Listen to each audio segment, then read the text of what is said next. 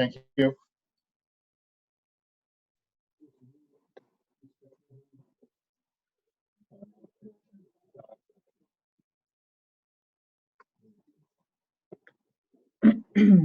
Hey.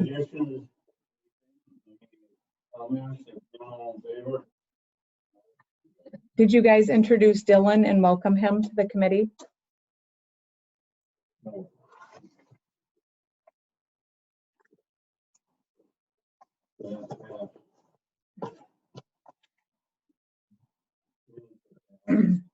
Okay, did you do number, whatever, okay. I didn't get that. Who made the motion and passed it?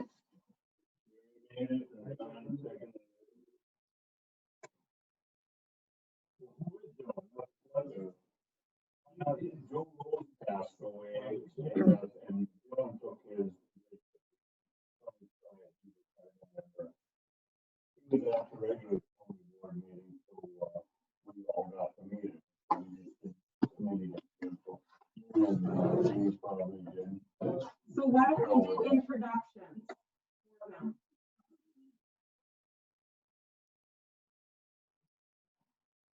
Well, she's doing a like interview and Joe Rose got good for conservation and we're gonna miss him. And on this committee. My heart hurts for it when it happened with the rest of you, hopefully. I just want to add to that too. This is Joe's hand-picked replacement. Okay. He called me from St. Mary's. Oh, okay. Yeah. Well, Can Dylan hear us? Dylan, can you hear the meeting or discussion? We can all hear, but you guys are, we can barely hear anybody talking. Yeah, we don't have a microphone here. Yes. I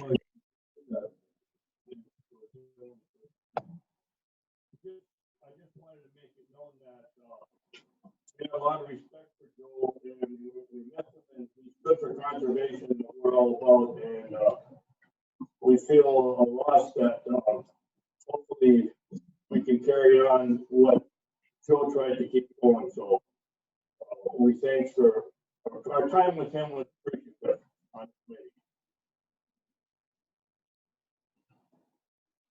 Somebody else would make comment. We all had a chance to make comment at our regular meeting, and there was quite a few comments like that forwarded. And he not only expressed that to the committee, he expressed it elsewhere and so on and so forth. That he lived it, and so we feel good about our time with him. And Joe and I were really close personal friends. We played football together in high school. Joe and I and Christopher Columbus are on the same team. So it goes back a ways. Oh. Well, he taught at Northland for quite a few years, so his legacy should go pretty deep in the community. So, any other comments? Any other thoughts? Any? Can you guys hear me? This is Charlie. Yes, go ahead, Charlie.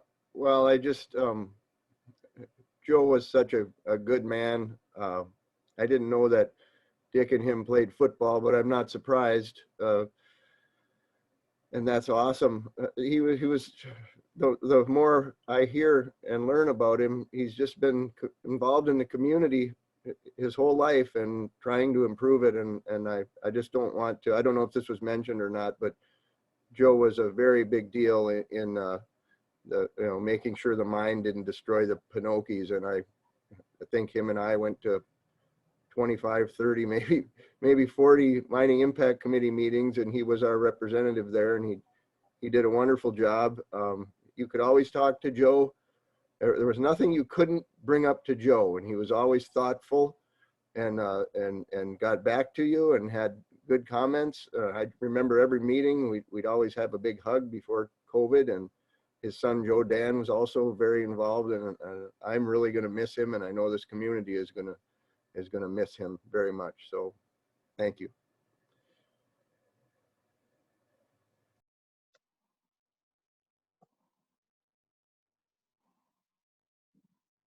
Anybody else? We'll take that for public comments. If there is no other public comments, we'll go into 5 of the 2020 annual report. All right. So I had prepared a really wonderful presentation. I'll bring it up on the computer screen, so those of you that are on the computer will see it. Unfortunately, we cannot project here in the office that we're at, so no one in this office will be able to see the presentation.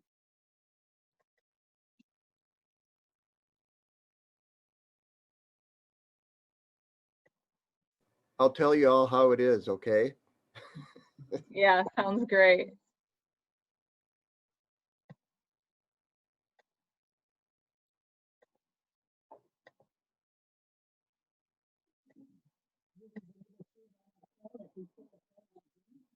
Yeah, you would be able to see that.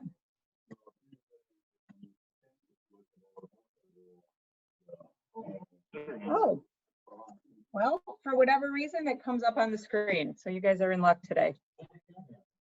I don't know. It will not show, it won't show the agenda or any of the documents. Yeah. Thank you. All right, so yes, as George mentioned, you all received a copy of the annual report in the mail a few weeks ago. So I did not print out the full report again for the savings of paper. But if you have any questions during this, just feel free to ask. What I usually do is put together a written report on an annual basis and then a presentation to present to you, just to let you know what some of the accomplishments, the finances of the department, and the projects are that we work on an annual basis. As you're aware, all counties in Wisconsin, all 72 counties, administer a land and water conservation department. Across the nation, these are typically in districts by state. So Wisconsin is unique that we're able to focus on a smaller, more local geographic area.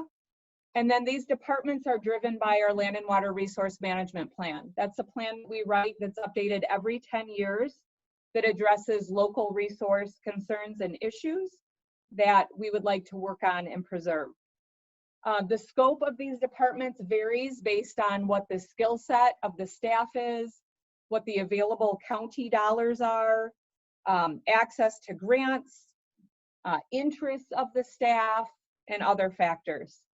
So in our department, we have 4 full-time positions. We have a wildlife damage position, a conservation engineering technician, an aquatic invasive species and conservation education person, and myself. And these are funded through different types of grants. But our primary goal is to protect and restore water resources throughout the county. So some of the highlights from last year, we were able to adapt to COVID. It was a big challenge for all people, but particularly in our line of work, working with landowners. And we are used to providing lots of outreach and education, working at larger events.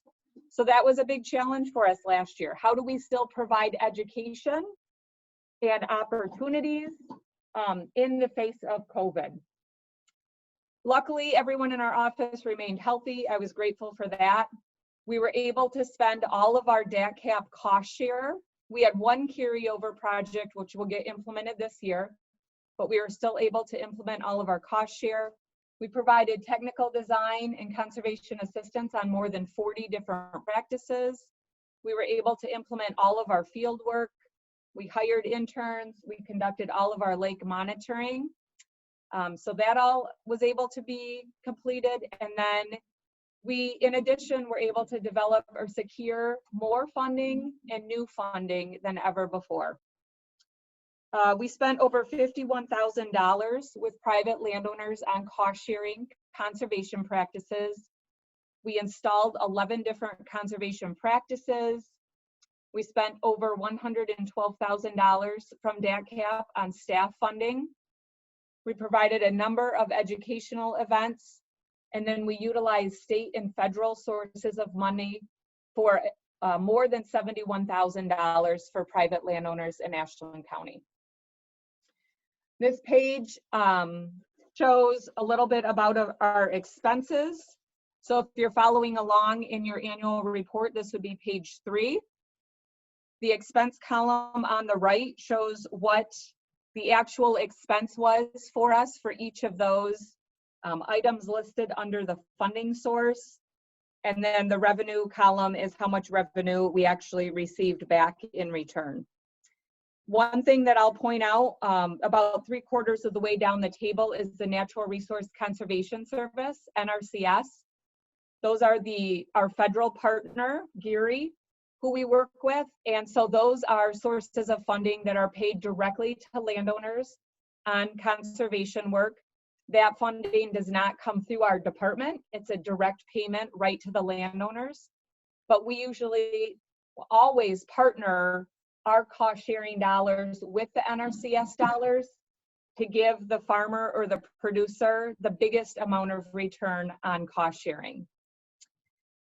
The other thing that I'll point out here is the actual cost to the county. The levy dollars last year were $52,372. So that's the difference between the expense and the revenue. And for the very first time ever last year, for every dollar of county money that we spent, we earned $6.20 in outside funding. We've been increasing the amount of grants that we write. We've been utilizing opportunities for flood mitigation or flood funding that's out there right now. This is a newer type of funding that's come on board since we've seen these massive floods. And this year right now, we're closer to about $11. So every dollar that we're spending of county dollars, we're averaging about $11 in outside funding.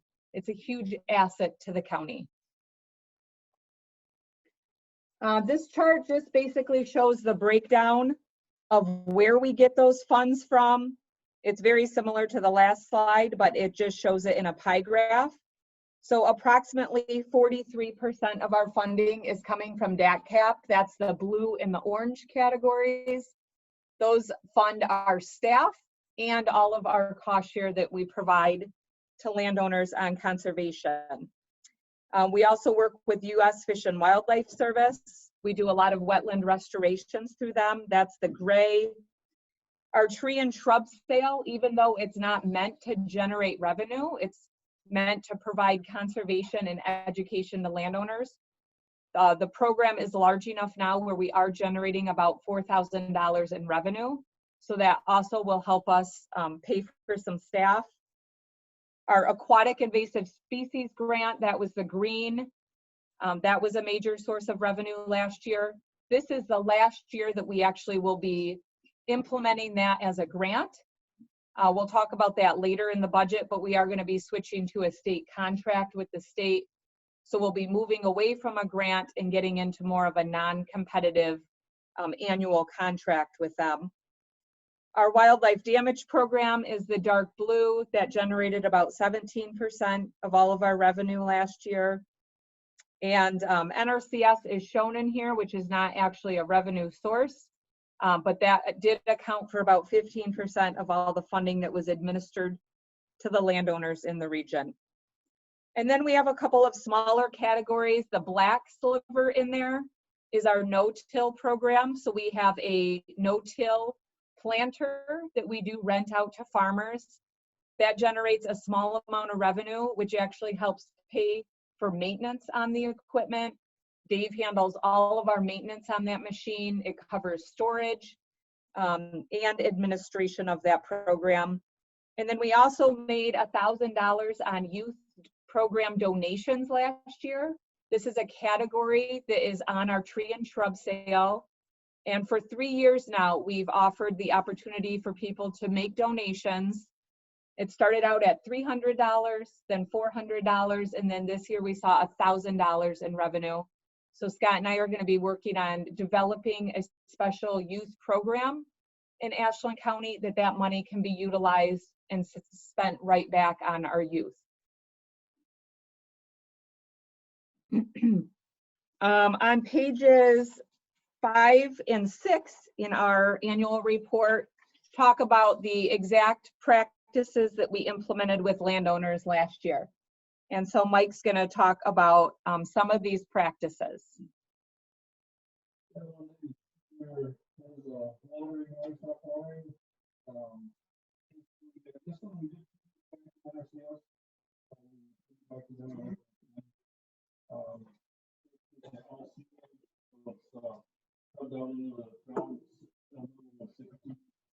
And then it's, you don't need heaters, they're somehow, they're super insulated.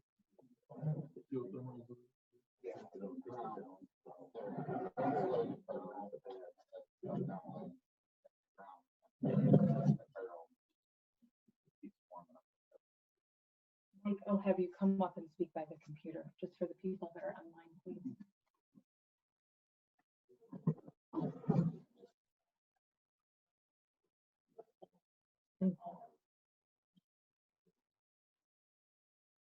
Typically 10 by 10 concrete with a 10-foot gravel apron around them, so that it keeps them pretty clean when they come onto the pad. And then the other one, there's livestock fencing. We do quite a bit of that. That happens to be PIF's project there. We did that one solo, just with DATCAP and the landowner.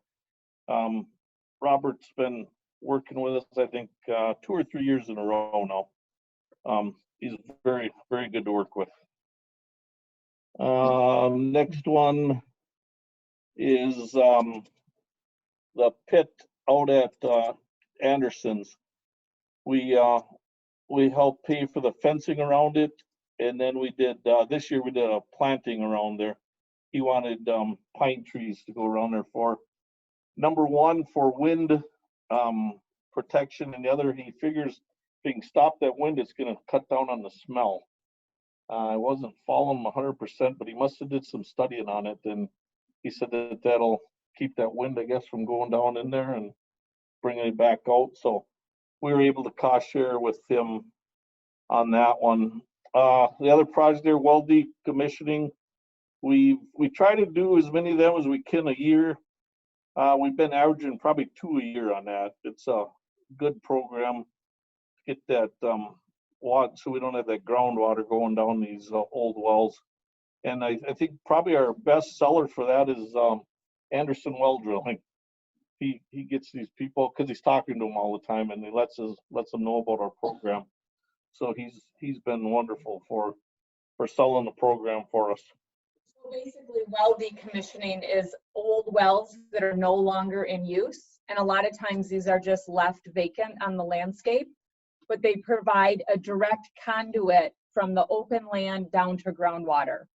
So our goal is to decommission them, properly fill them in and close them so that there is no chance for groundwater contamination from the surface.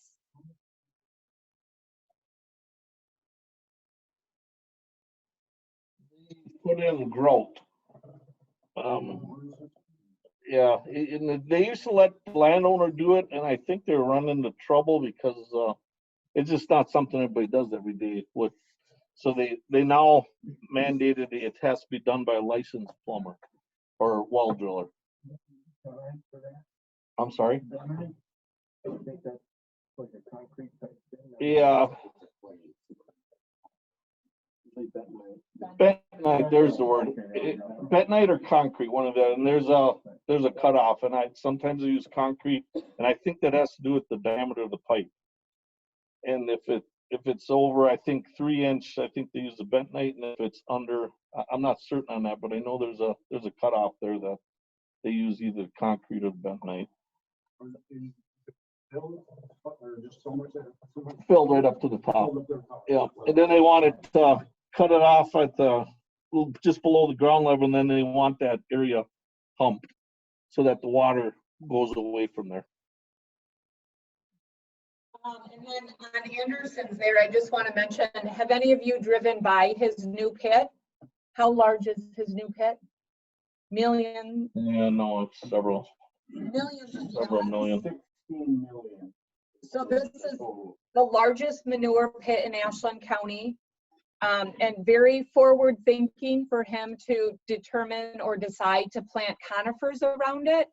It's right on the road, so the conifers will help screen it for aesthetic purposes from people that are driving along there, and also to try and control the odor. So I just commend him for that, just thinking outside the box, because you know he's utilizing this for his purposes to run his operation. And there's always, you know, complaints from people when it comes to farming and manure spreading. So he's doing a great job trying to help screen that aesthetically, and then also to minimize some of the odor that could potentially come off of there. Is doing injecting their, got a guy that's got an irrigation system. I'll tell you what, when he puts that manure into that ground, you can barely smell it. Yeah. And So it's just important for us to, you know, recognize some of these types of practices when they occur. Okay. I won't hold you up anymore. Top one there is Mr. Reamer. We did some barnyard control system for him. Basically, it was heavy use. Had some bad spots on the farm that we fixed up for him. He's been real good to work with too. He was one at the beginning that wasn't really sold. I'm talking like 20 years ago when I first started, and I think Paul Johnson had a lot to do with that. Get him convinced that these programs are important, and you know, it's just because we're the government, we can help you. So I really take my hat off to Paul. He's got Bob on board, and we've been doing probably a project every other year with Bob, and I think he's there to stay. His boy Ryan is kind of taking over. Bob's still there, and he probably always will be. They'll bury Bob on that farm, but Bob is a big part of it, and now Ryan's taking over. And I think several of their children are now interested too, Ryan's children. So I think it's going to be there for quite a while. We got a fencing project with Bob coming up this year. The bottom one, that was Marcus Joma, a stream crossing / access road to get machinery. He was having troubles getting back to one of his fields. This is just behind Marengo. And so he called us up, and again, we did this on our own. So we had the funds we left over from piggybacking with the NRCS, so we were able to help Marcus out on this one. So it turned out really well. This is a pretty common practice for us to employ on farmlands, especially in the North Country where we have so many streams and creeks. We want to provide a stable route for farmers, for equipment, animals, and people traffic across the stream or a waterway, and stable in the sense of no erosion and also safe. So we want to make sure that we are protecting those water resources instead of having continuous erosion and degradation of those banks and the stream bottoms. And so this is a very common practice for us to design to do that.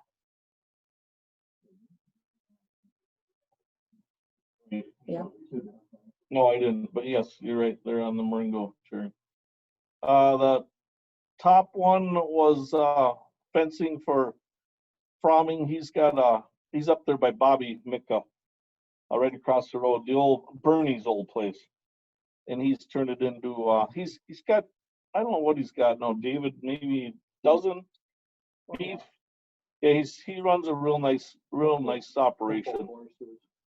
And he's one of them guys, pretty easy to work with, and does pretty much anything you want him to do. We've done some livestock watering, fencing, a little bit of heavy use out there. So he's another one that I think there to stay. I think we'll be working with him in the future. And this one happened, he hired this fence out. He did his own the first time around, and This one was done by Superior Fencing. They're new to the area. And I should have mentioned that other one for Kriskovich was also done by Superior Fencing. They've come in and done a really nice job.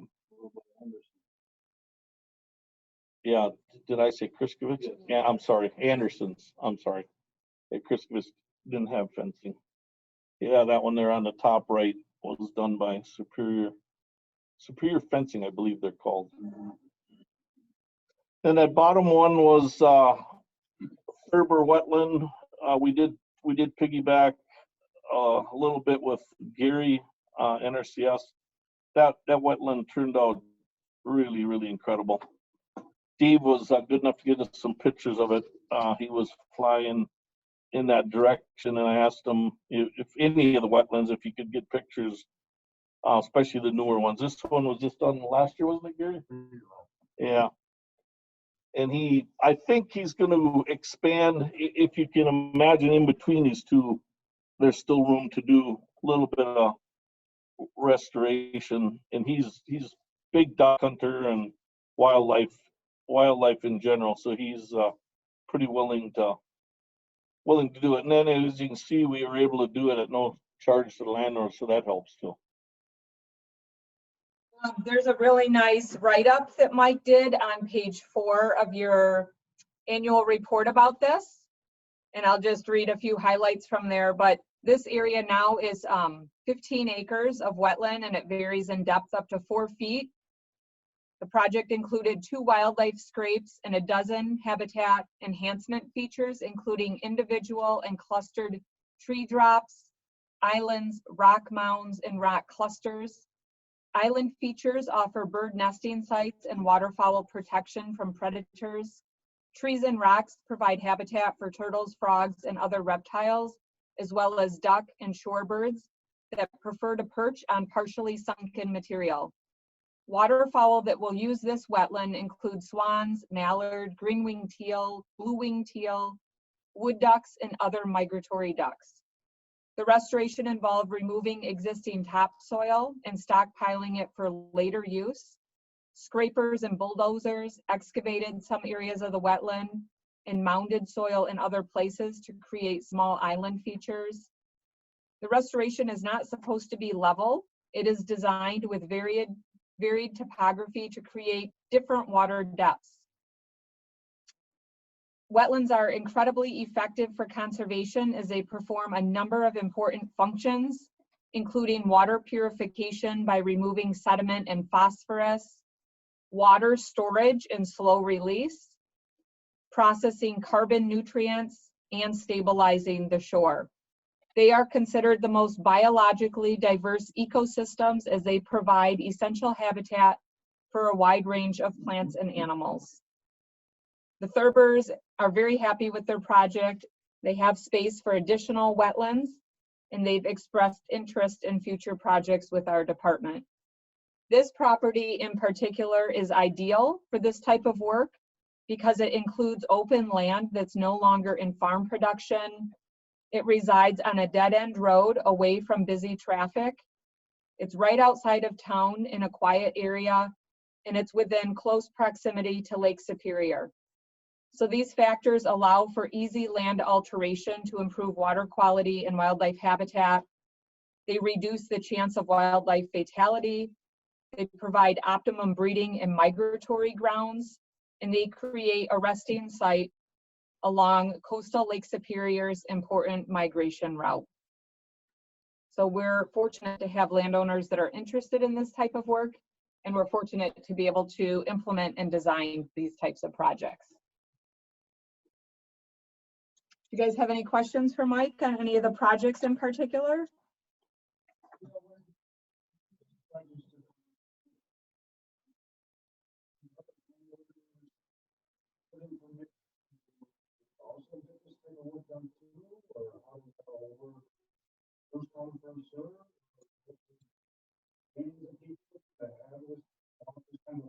Well, it's first come, first serve if they're equally valuable. You know what I'm saying?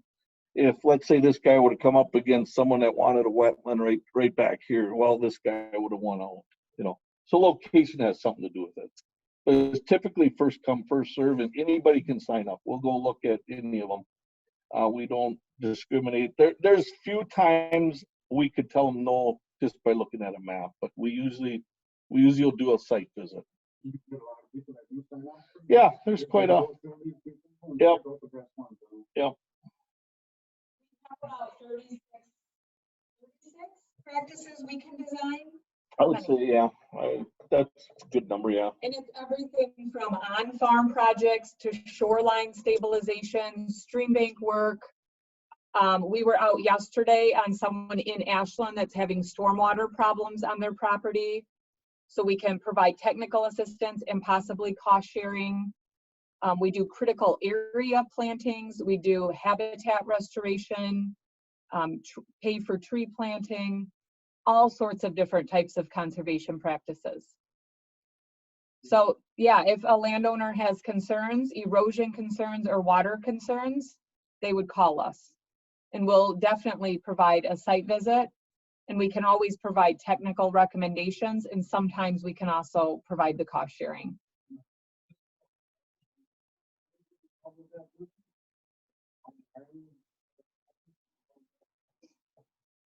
We have helped the county mainly with culverts, but some of the complaint has been they're able to get other funding. So why should they get the DATCAP funding? So it's kind of a gray area. But we have helped county. The only thing I can think of off the top of my head is culverts, and we've done several culverts with the county.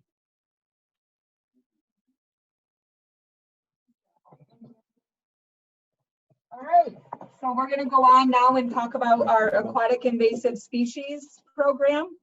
This was a grant that was funded for 3 years. So the total grant amount is listed up here at the top. That's how much we received from the DNR. The amount that we've spent over the last 2 years is listed under previously spent, and our remaining funds are what we're working on for this year. So this grant will wrap up at the end of this year, and then we will switch over to a cooperative agreement with the DNR to implement some of these education activities and monitoring activities that Scott's going to talk about. And he's going to go ahead and present some of this information to you. Yeah, so all in all, despite COVID-19, I think the 2020 field season was still very, very successful as a whole. We're still able to do all of our educational outreach programs. A lot of them, as you would probably expect, would be we had to adapt for some of those things. So a lot of our face-to-face in-person events, a lot of those we had to switch to more of a virtual or like a Zoom type of format. But we're still able to get all those done.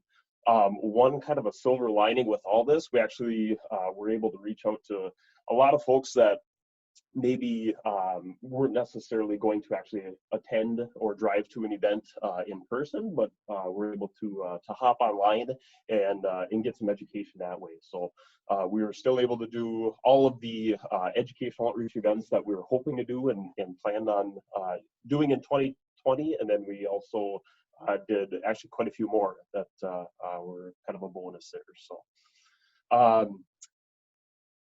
if you want to go to the next slide. So yeah, just one thing that I really wanted to highlight. One of the more noteworthy projects that we did last year was the second landing boat wash.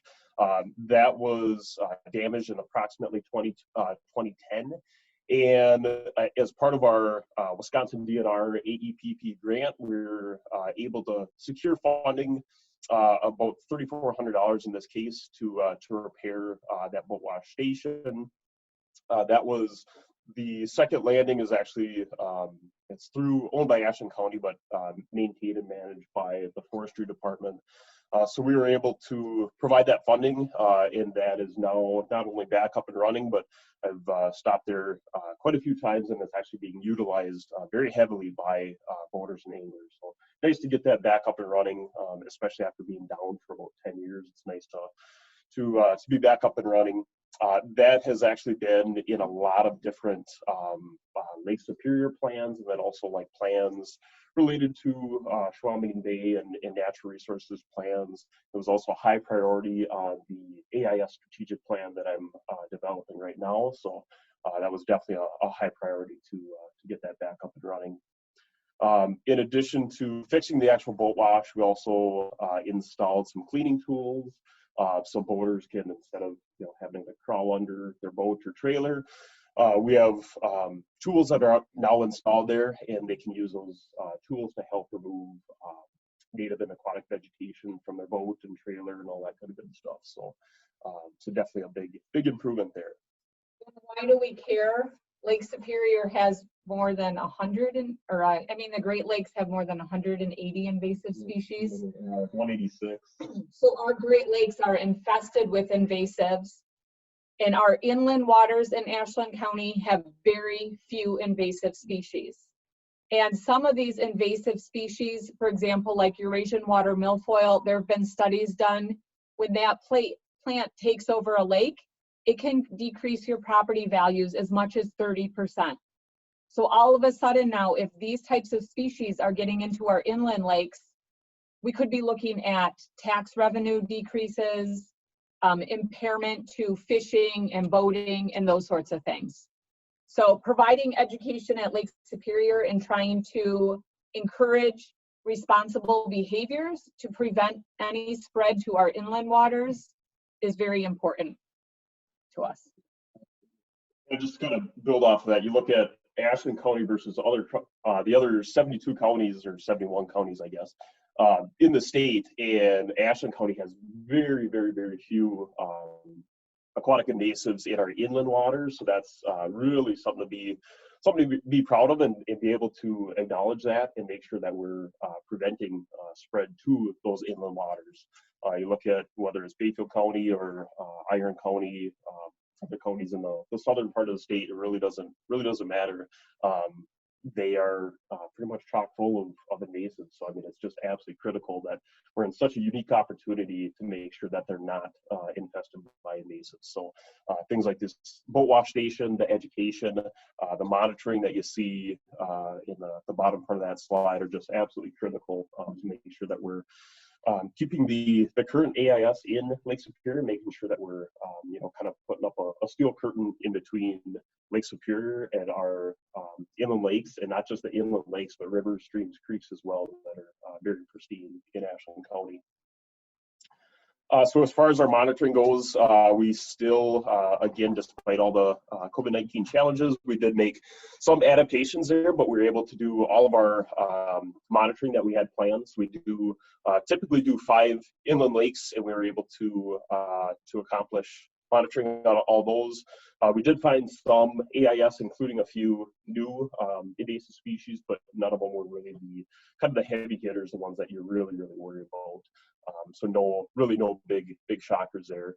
We did start to implement control measures on some of the ones that we did find, so like purple loosestrife and yellow iris, things of that nature. We have started doing control projects to really clean up the invasives that we found in 2020. And then we do a lot of monitoring around kind of the hot spots, obviously invasives, kind of the nature of the beast with those guys. Oftentimes, and definitely most of the time, are moved around by humans, as you would expect. There's very few natural dispersal. There's a little bit, but not too much. Most of it is transported by humans. So as a result, that's why we really focus a lot of our efforts around where people are recreating. So boat landings, marinas out on Madeline Island, those types of places to do a lot of our monitoring there. And that's oftentimes where we find our invasives. So yeah, so, and then I will definitely talk more about the invasives in our my AIS report. Yeah, Jeff.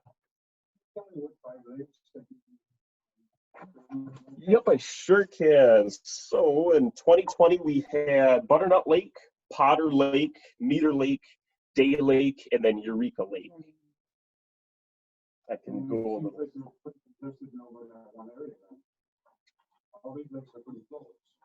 Yeah, yep, and we try to basically rank them by. We try to make them kind of geographically across the county a little bit. This year we're spread out just a little bit more. And then we kind of rank them based off of one of the big factors is suitability for zebra mussels. That makes a lake rank a fair amount higher than something that maybe would not be suitable for zebra mussels.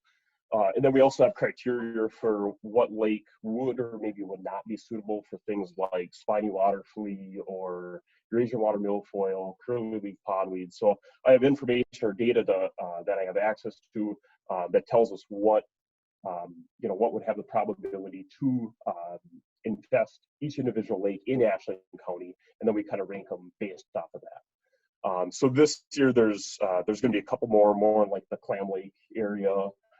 There's obviously some in the Mellon where a lot of our lakes are, and then there's a couple more in like the Glidden Butternut area as well. So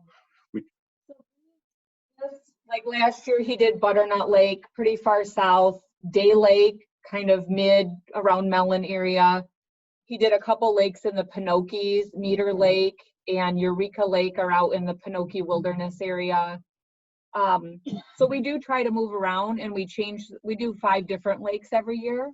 So in 2019, he did 5 lakes different than 2020. And we'll keep doing that as long as we can. And if we are ever able to expand our efforts. But typically we probably wouldn't monitor a lake that's like in the middle of the national forest that has no public access. That's a type of lake that we would not likely be as concerned about. So like Scott mentioned, some of these lakes have certain factors that make them more vulnerable, and particularly if they have public boat landings on them, or how much use or how much traffic from an adjoining county that's infested with invasives. So there's different factors that help us determine.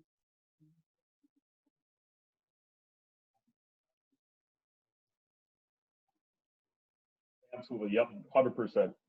Yep. The more human development. So it could be boat landings would obviously be the biggest one, but we even see kind of an uptick even on things like if it has a campground, a boat landing and a campground. Oftentimes they have more people there, more risk, as opposed to if it just had one single boat landing. Definitely still on the radar, but adding, let's say like a campground there, or let's say if there was, like on some of these, there's, like camps and that kind of stuff. So those are definitely more susceptible, and we rank them a little bit higher than let's say like a lake that is 40 acres, but it's 100% surrounded by national forest. Is it important to monitor there? Yeah, it still is, but the risk just isn't quite there. So we definitely prioritize based upon that human traffic and development. Yeah, absolutely. Are you going to Day Lake every year? We do not go to Day Lake every year. Nope. Okay. Nope, we did that last year. Yeah. So Day Lake has a campground on it. Yep. And that might be a spot, like, let's say we're monitoring there every couple years, and then all of a sudden in a year we notice something that's never been there before. Then that would give us the opportunity to apply for a rapid response grant, where we could try to control that. And it's almost impossible to get rid of invasive species once it shows up. It more becomes like monitoring, like mowing your lawn over and over. It's going to be a repetitive, costly process to manage it. But in a place like Day Lake, where there's lots of people coming in, lots of traffic, that would be a spot that would be important to monitor, because if we notice something show up, hopefully we could catch it early. This is called early detection monitoring that he's implementing. And then we would have an opportunity to try to eradicate or manage something before it becomes a massive problem.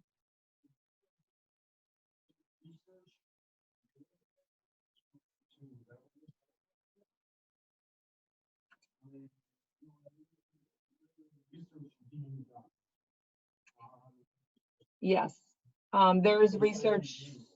Oh no, we're not doing research, but there are scientists.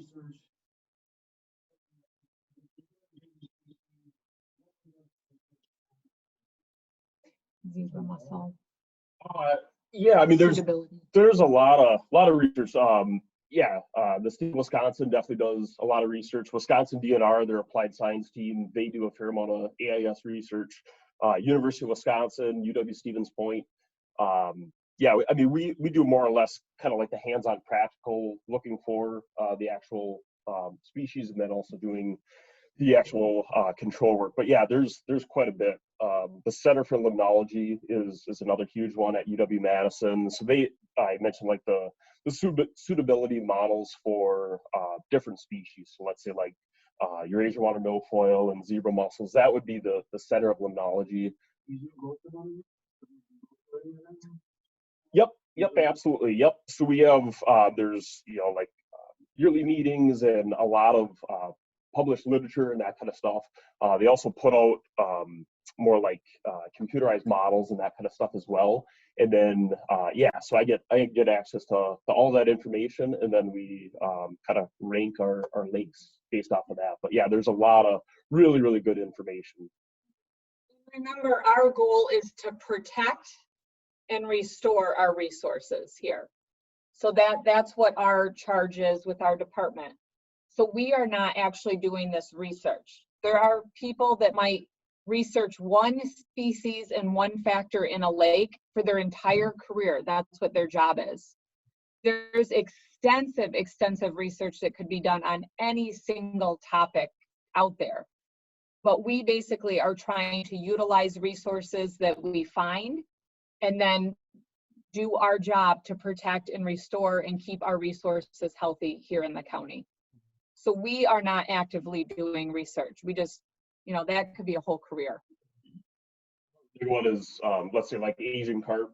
So the U.S. Geological Survey, they have a team of, I don't want to put a number on it, but hundreds of people that are specifically studying silver carp and big head carp. So there's, there's a lot of researchers that are very, very specific, as Barry Joe mentioned, that study aquatic invasive species as a whole, but a lot of them really specialize into just one or maybe two specific species as well, and really become dynamic experts just on a few different species. So, and it's ever evolving too. I mean, the species that we're dealing with today, 10, 15, 20 years down the road, there's going to be different species. So I mean, it's kind of ever evolving, and that there's folks that are conducting research on future invaders as well. So yeah, absolutely. About 7-8 years ago, I would assume they drained the lake. You know what they drained it for? Why they drained it? I know it was to get some aquatic species of plant life and that. Yeah. I also heard there was so much and they were trying to get them on there.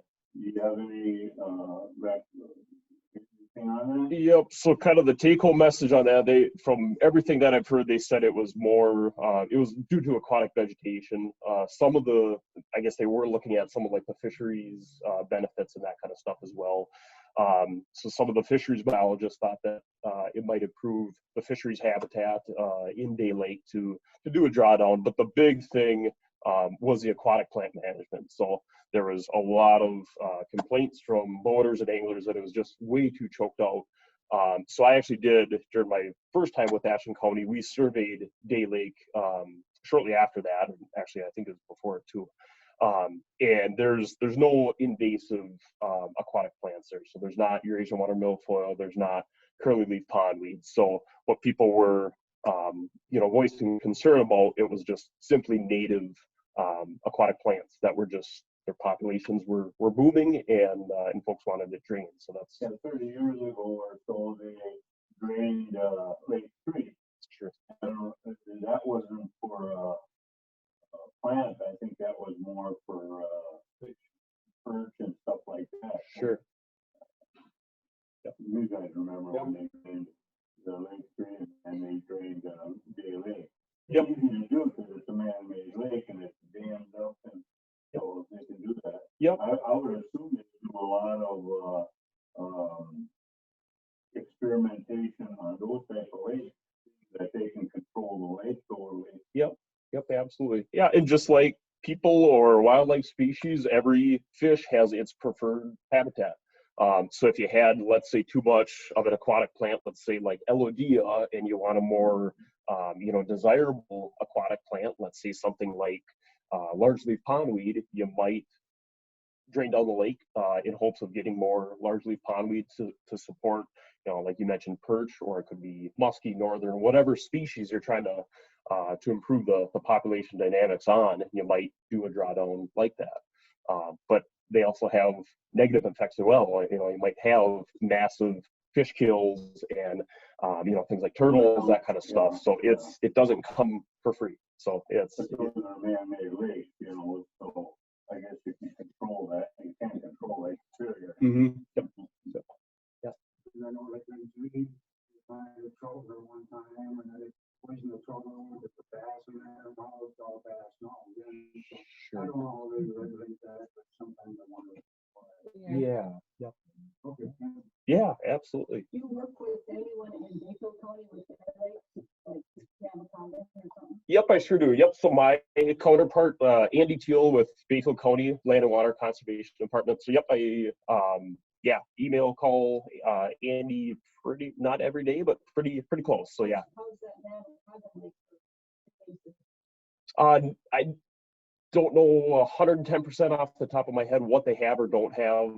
I know they have a few aquatic invasives. I guess I'm not extremely familiar just being out of county. And I don't recreate on Nemacolin too much. So That's a big lake, and so it is. Yeah. You don't have a wash station there. I don't believe at Nemacolin they do. Lake Owen does. So yep. So that's I think they just had that established like 2 years ago, I believe it was. So yep. And that's one thing that we're looking at. That's yet another reason why we have the boat wash station at Second Landing, and then we're looking at getting one at our second biggest or most second busiest landing, I should say. So Kerr Park Landing in Ashland. Just to kind of keep stuff from going to those pristine lakes.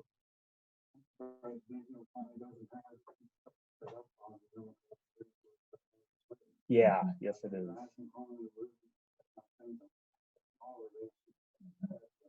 Exactly right. Yep. It all takes money and bodies and people to manage it. So, yeah. All right. Thank you, Scott. Real quick, tree and shrub sale last year. This program has been going on since 1993. Landowners love this sale. We have some people that have ordered for as many as 16 years. So we've distributed over 250,000 trees and shrubs. These are native trees and shrubs. They help with erosion control, habitat. And the main benefit of the program is people are able to buy small quantities of trees for low price. They can buy 10 trees, they can buy 25 trees. And a lot of the state programs, you have to buy a minimum of 1,000 trees. And that's a burden for a lot of landowners if they want different tree species and they can't deal with large quantities like that. This year, we had a crazy year. We had 180 orders. Typically, we average around 140. People were buying like crazy this year. And 3 years ago, we implemented a donation to youth events.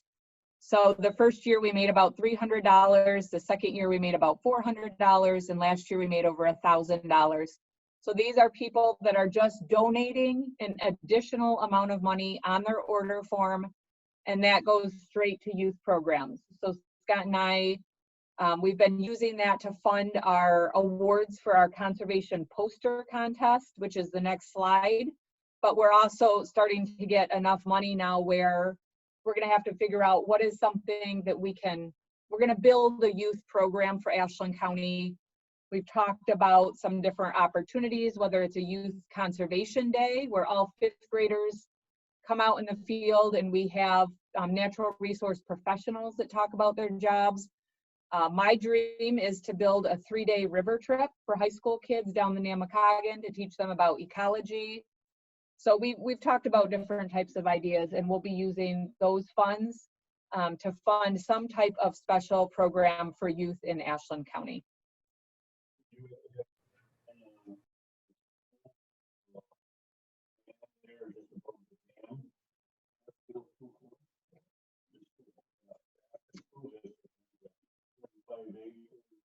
Are you talking about the Maxwell property? The Maxwell property that Northland owns by the White River?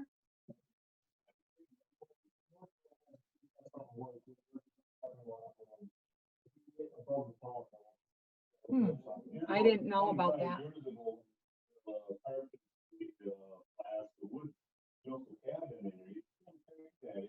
don't know if there's money needed there, but I know nobody uses it, and that would be a perfect place to bring people. It's on, you know, I don't think there's any erosion there. Do you know where it is? I don't think so, no. Well, if you go from Highway 112, just you look to the left, you'll see the cabin up there. And I think there's 37 acres along that ridge that belongs to Ashland School District. And with the other one, and I don't know what's happening right now, but I know years ago, in the 90s and early 2000s, I tried to get projects going. The veterans own a chunk of land there. This is you're going up White River Hill on the south side to the left. Now I see, who's putting that road in there? On 13? Yeah, just above, That's, Dave Blakeman got permission from Canadian National before they bought it to reach the tracks, put a road in to get to the property. to get his property. So who owns that land there? The veterans I know had a chunk of land there. And we tried to get the 4-H involved in maybe putting a park there or something, you know. So maybe you can look into that, you know, and I tried my heart out to get a camp in there and it wasn't gonna happen. So at least know who owns the land there, because I know when John Kubas had talked a couple of times about it, and he was all for it, but we couldn't get nothing going on our end. Sure. So, you know, so there is land out there that could very well be taken care of. You know, there's land on my melon that the county owns along the river, and you know, we've tried now that we got like 500 acres that Conservancy owns there now that we dedicated to them.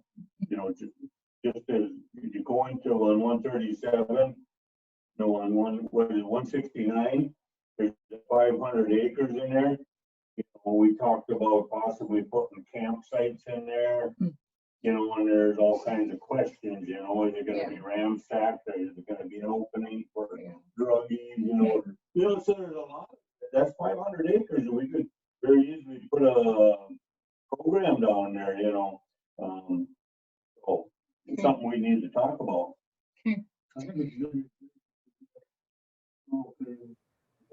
Yeah, that's the goal. Bring up the next generation of stewards of this land, so. This is Charlie. If George, if you can give me a minute, I'd appreciate it when you can. Charlie would like to speak. Charlie would like to speak. Go ahead, Charlie. Can everybody there hear me? Can you guys hear Charlie? Yep. Yeah. Okay, I'll speak loud anyway. Regarding, I think the youth programs, you have some money now that you'd like to start doing something more. I think you should, well, if it was me, and I don't know if this is feasible with what you're thinking you want to do with this money, but we have this program that's doing quite well that we started a couple of years back called Spark, with Scott Griffith runs it, and you probably all know him. Scott, you probably know Scott Griffiths, but they offer, their whole point is to offer positive opportunities to at-risk children, and not just at-risk children, but they're experiencing a lot of at-risk kids that are going there now, and they're really growing, and they offer these unique experiences for these kids. Like They can learn how to play guitar. They teach them how to skateboard. They try to offer as many different opportunities that kids might like, and of course, which gives them a reason to say no to things that might negatively affect their positive experiences. But I think Scott would welcome an opportunity to offer something to these children that might turn into a career for them, like if you take them on a trip to a lake and educate them on what happens, bad things that happen to lakes or those kind of things. I'm sure you could think of some opportunities that would be fun for children and also educational. And to what George is speaking about, that Landmark, Erica Lang and the Landmark Conservancy made that push to purchase that land next to Copper Falls. I would collaborate with them. They might offer a campground for kids. It's going to be public access at some point or another.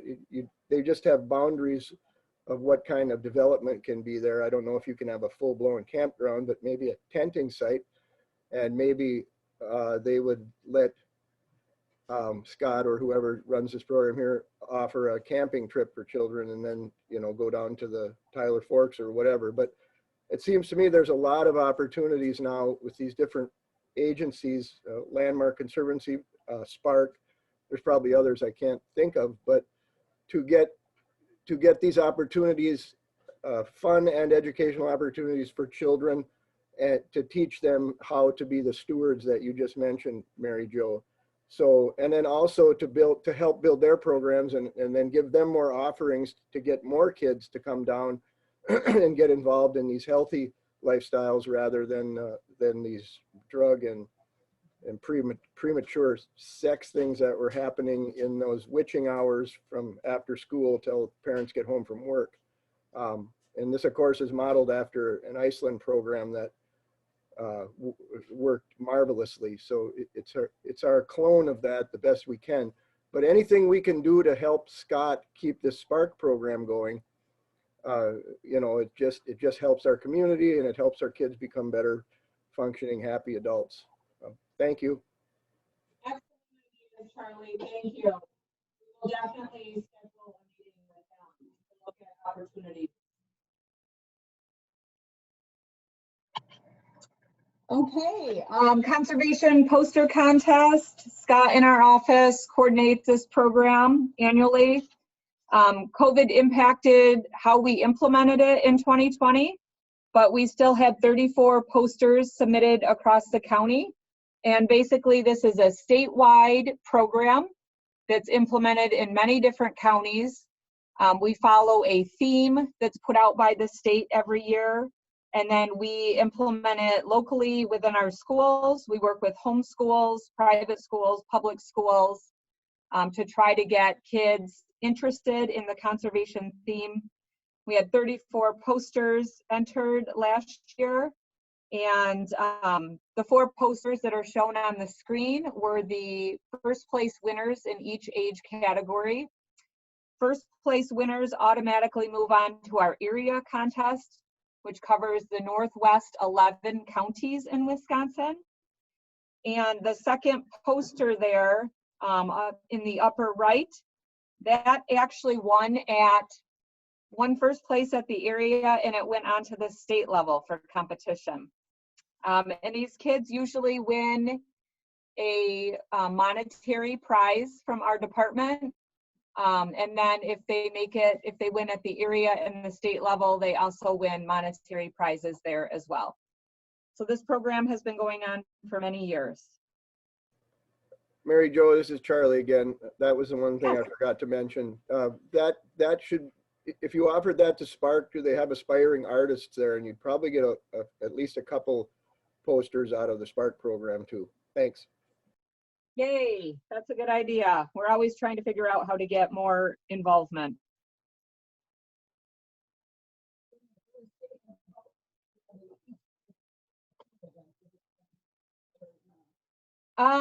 Every county does not implement this program.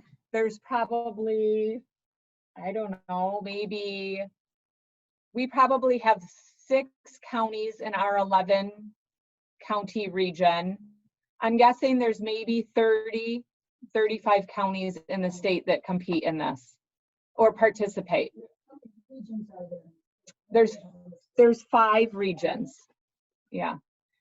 You know, it takes a lot of work. Scott spends a lot of time contacting all the teachers, and oftentimes we don't hear back from teachers. So then we're sending repeat calls, repeat emails. We have teachers that say that they will participate, and so we get all the information to them, and then it comes around to the day to pick up the posters, and they haven't had time. We've done education programs in the classrooms or on Zoom this past year, but it comes down to whether we have support from that teacher in the class or parents through homeschool to actually have their kids physically make the poster. Yes, we have contacted 4-H. We've worked with Bad River Youth Program. What other groups? Let's see. Yeah, all the local schools in Ashland County, homeschool schoolers as well, 4-H clubs, UW Extension. We send it to basically all of our network of partners, and then they forward it to other folks. Let's see. I'm even been reaching out to some of like my Lake Association contacts. So like if they have students, or if there's folks that live on the water and just might be interested. So yeah, we cast a pretty big net. I remember that schools used to have so many projects like that, because I want some trees for tomorrow. Mhm. To live that. Mhm. Every year they take a group of students, class every year to go there. Yeah. And I went to that. And I thought it was a neat. Mhm. Yeah. So the schools don't have them projects. Well, and a lot of things have changed with standards. So teachers are required to teach the standards, and they have to have so many hours in for certain topics. And so sometimes something like this is extra, above and beyond what they're already being asked to do. And so we've found that the teachers that have been doing this for years, those are the ones that are easiest to work with. They've already incorporated it into their regular routine. But it's very hard to get new teachers involved and new projects developed. It's a lot of effort. And teachers are under all sorts of different social, emotional, and political challenges today that a lot of them are taxed with what they're doing. I'm not going to talk too much about nutrient management. On this chart, the most important thing to look at is 2017.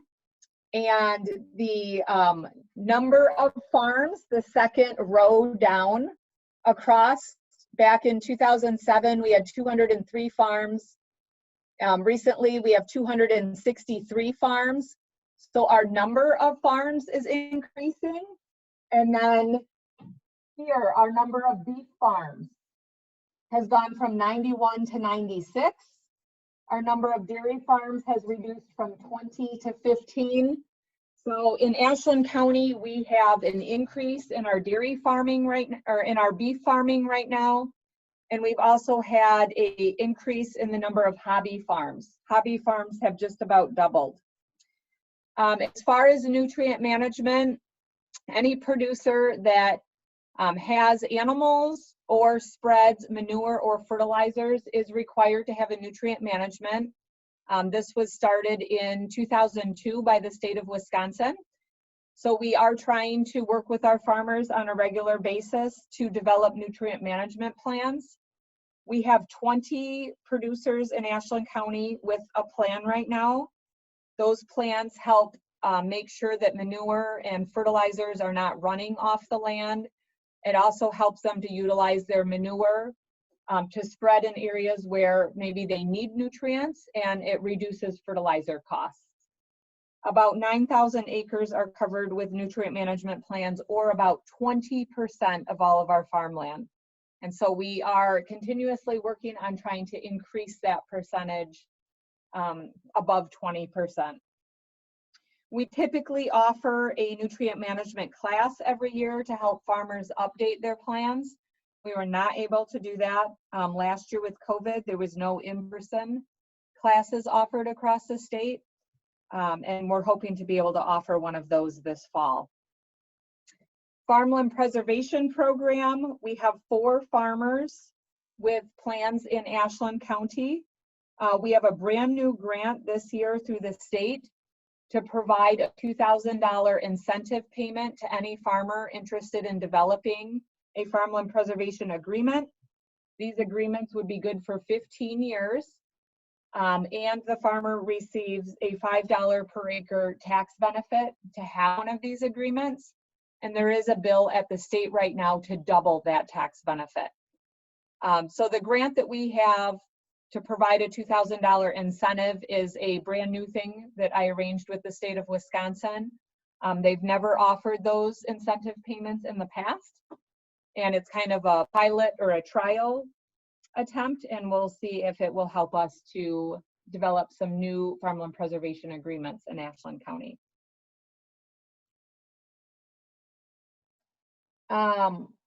Wildlife abatement program, wildlife damage. So this is the program that Dave has been implementing for us. Ashland County serves as the host. We host the staff position, but we provide outreach in Ashland, Bayfield, Douglas, and Iron counties. And this program basically reimburses agricultural producers if they have damage from bear, deer, geese, elk, turkey, and then farmers are able to receive a payment for their claims, their damage claims that they have from those animals. We also provide abatement measures, so we're able to provide fencing, repellents or scare tactics. Dave was telling me about this cannon that they deployed last year over in Douglas County to scare geese out of the field after the farmers had planted their spring crops. And we had four abatement claims last year, and we spent over $21,000 on abatement measures in these 4 counties. Also mentioned there on that slide is our no-till drill program. So this is a planter that was purchased in 2009 through a grant. And we rent this out to producers across the 4 counties that are interested in planting crops without having to till up the soil. So this is a benefit to conservation. It helps to reduce erosion. And we had 15 rentals last year. That number was up substantially from the year before, which was at 9 rentals. We had over 270 acres planted last year, and it generated a little over $3,000 in revenue. Any questions about wildlife damage or no-till?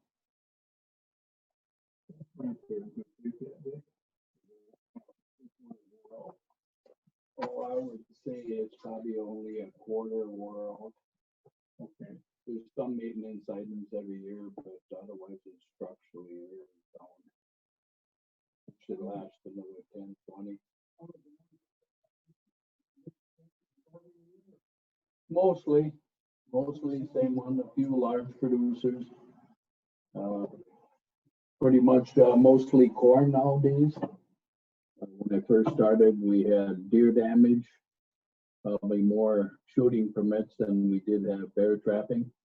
And that's kind of reversed all the way to almost all bear trapping now in the larger producers' fields. The bear damage. 2 years. Yeah, I would say a little bit down every year. Last year was up a little, but 2 to 3 years ago was way down because the bear not hitting the fields like they usually do. There was plenty of other food for them. And depending on the wild berry crops and everything else, acorns and stuff, that usually dictates how much bear damage we'll have in the cornfields. Get a real dry year, then you start getting deer damage in the cornfields even, just grazing. So normally it goes on how the wild crops are for bear, how much damage you're going to end up getting. Any other questions before we move on the agenda? All right.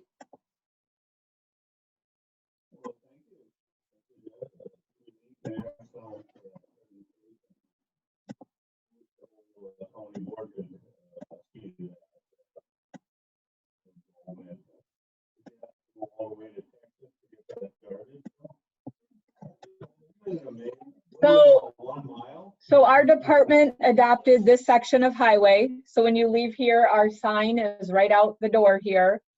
And we adopted 1.7 miles down to Oyster Road, which is just south of the vet.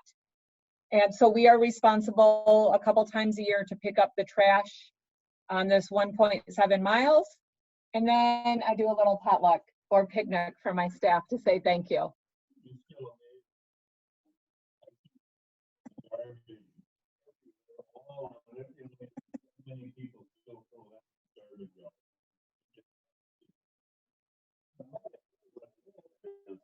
After we done that, it was 3-4 days later, I drove and purposely looked along the road, and there probably was another bag already out there again, you know, after we.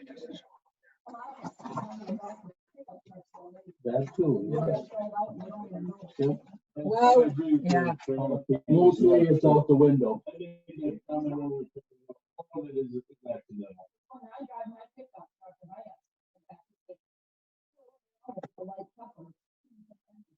Yeah. Suppose we would have had to pick up a lot more if we're in your area, huh? Well, we did find a hard-boiled egg this year, and I don't think that flew out of a vehicle, but I couldn't convince Scott to eat it, so. We picked it up.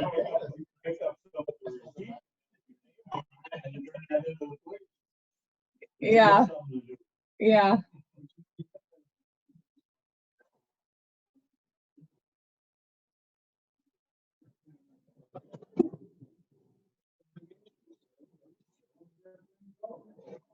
Yeah. Oh, yeah. We are the conservation department. We do not throw away. We separated, we recycled. Mike took the cans to the recycling center and we made 42 cents. What was it? $1 something? No, it is not all. It's not all going to landfill. I make us separate. I cannot pitch it all. We found some big stuff last year. No. We counted masks this year. How many masks did we find? 14 masks, but a couple tires. We did find one needle syringe this year. Oh, two. Yeah. But we did not get anything real big. We found like some sort of part of a battery. Remember that boat piece that was like maybe a gallon size object, but not real big stuff out here. No, chicken eggs.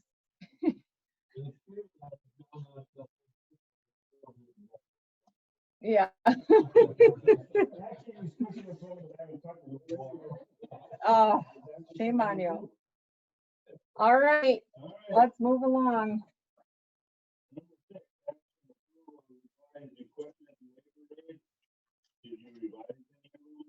Yes,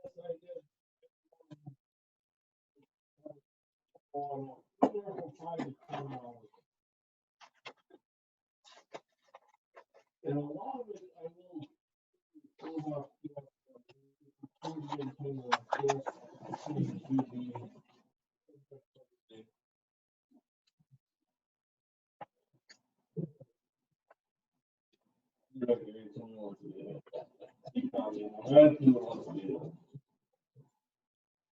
Everybody got that in front of them? Take a minute and look at them, see if you see anything, which one do you say you changed? It's all changed. Anywhere from 5 to 10, all up. Except for general labor, which has stayed at $12 an hour for as long as I've been. But I read it over at home anyway. But that's still the federal, I can't believe they haven't raised that. Yep. A Right. lot of things you change, you don't change the. Yeah, like I said, I think that's been going on for the 20 years I've been here.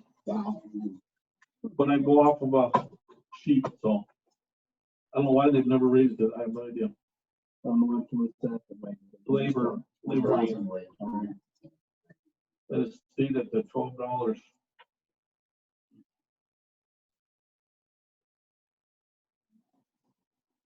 So that being said, maybe the labor should be changed, but everything else is better. I looked it over pretty extensively at home, and I thought made sense, everything you did to me. Yeah, well, I go, like, explain in the past, I've got like 9 or 10 items that I go up and then I average them. Then I call up Nels, I call up P&D, I call up Marcus, I call up Indian local, and I got a custom and local, you know, sheet from the state that I go off. I got probably 9, 10 different items that I go off and then I average them. What does the state have on labor then? That's the 12. Do you think the committee should raise it or so?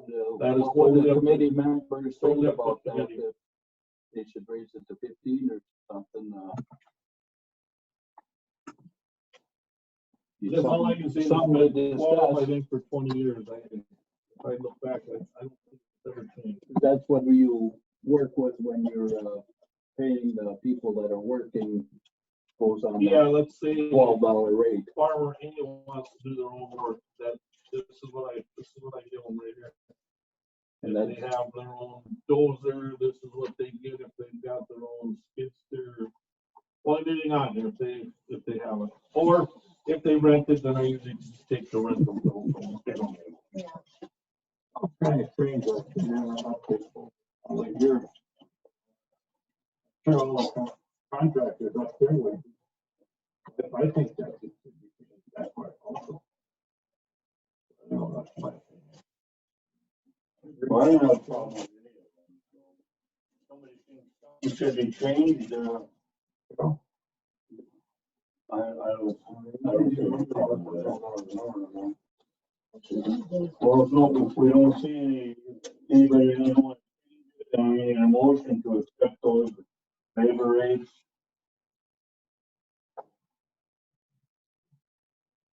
I'd like to make a motion that we stick with everything, but in my motion, I wanna put the hourly wage up to $15 an hour. We need to talk about that before we put it into a motion. We need to, okay, if that's your motion. Do we have a second on that motion? You got a second on it? All right, Jerry made a motion, seconds it. Jerry's motion also includes $15 for general. If our government or federal goes along with what they're talking, I suppose that's gonna almost be an automatic. They're talking $15 minimum wage down the road. If that'll ever happen, I don't know. We heard about that 10 years ago, and it never happened, so, but is that acceptable, Mike? It's totally up to the committee. I can change that one item. That's no problem. Is that what, we're still discussing it, but Yeah, well, the biggest problem is that in the last 6 months, we've seen everything go from $11 to 15. I mean, you go to Walmart, you go anywhere and it's all $15. So, if that's acceptable, you second that motion with the $15? Not really. I'm thinking a $2 raise would be fine, going to 14 to 15, that's a $3 raise. I don't know. How many hours do people put in on that labor rate? Do you get a lot of people putting hours in? yeah, in Nashville County, for whatever reason, most of the folks do their own work. But that, like I said, that's totally up to you. If you want to do it at 15, that's all I gotta do is change that one number. Put down that it was We had 12 and 10 and 12 hours on $1 an hour since the 90s. It was 8, and we went to 10 and then the 12. I don't have a problem with the 15, but do you have a problem with the 15? No, I don't. No, I don't. 15 is fine.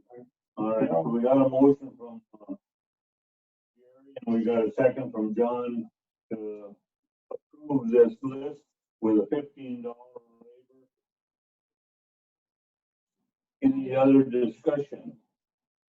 Well, I think Mike did an awesome job on figuring out everything else out And I understand the thinking on leaving that, but I think it's pretty important that we change it.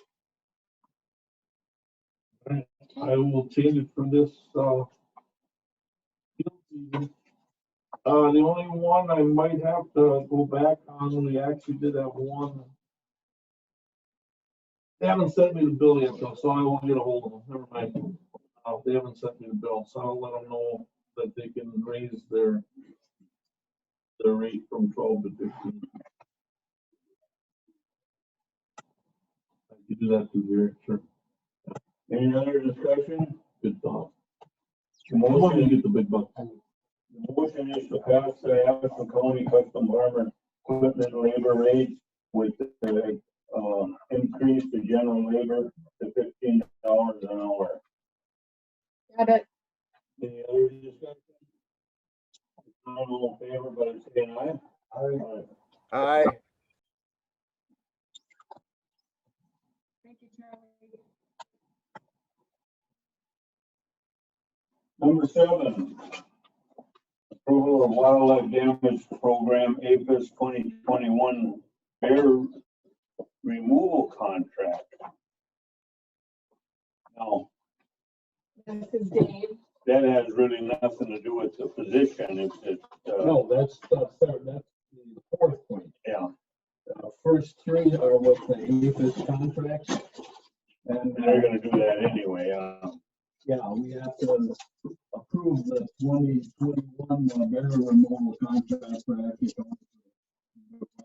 Bear trapping for this year. And, that rate will be, gotta find the right page here. And we had budgeted for this at $4,037.37 to provide bear trapping for 2021. So they don't want a 3-year average. 5 now. 5 now? Yeah. The thing is, if all of a sudden we get a big, they won't remove them if we haven't. No, it's just to provide you service, no matter if we get on. Okay. It's just, now next year, it'll reflect in the next year. It takes a 5-year average for the 5 previous years. So that will not affect any trafficking services there. This guarantees that they will provide that service. And they have forever. I need a motion to approve the wildlife damage program APHIS 2021 bear removal contract. John makes a motion. Carol seconds. Any other discussion on that? That's just for the contractor removal. Yes. No other comments? All in favor? Aye. Opposed, the same. Motion carried. Number 8, approval of wildlife damage program mid-year budget amendment. Yes. And that was needed because of number 9. Let's see. Well, they stated, well, it isn't quite stated quite right here. DNR proposed, well, APHIS and DNR proposed, they have to put on trap monitors on every one of the traps nowadays. And that's supposed to take effect June 1st. That was one of the proposals in the legislation.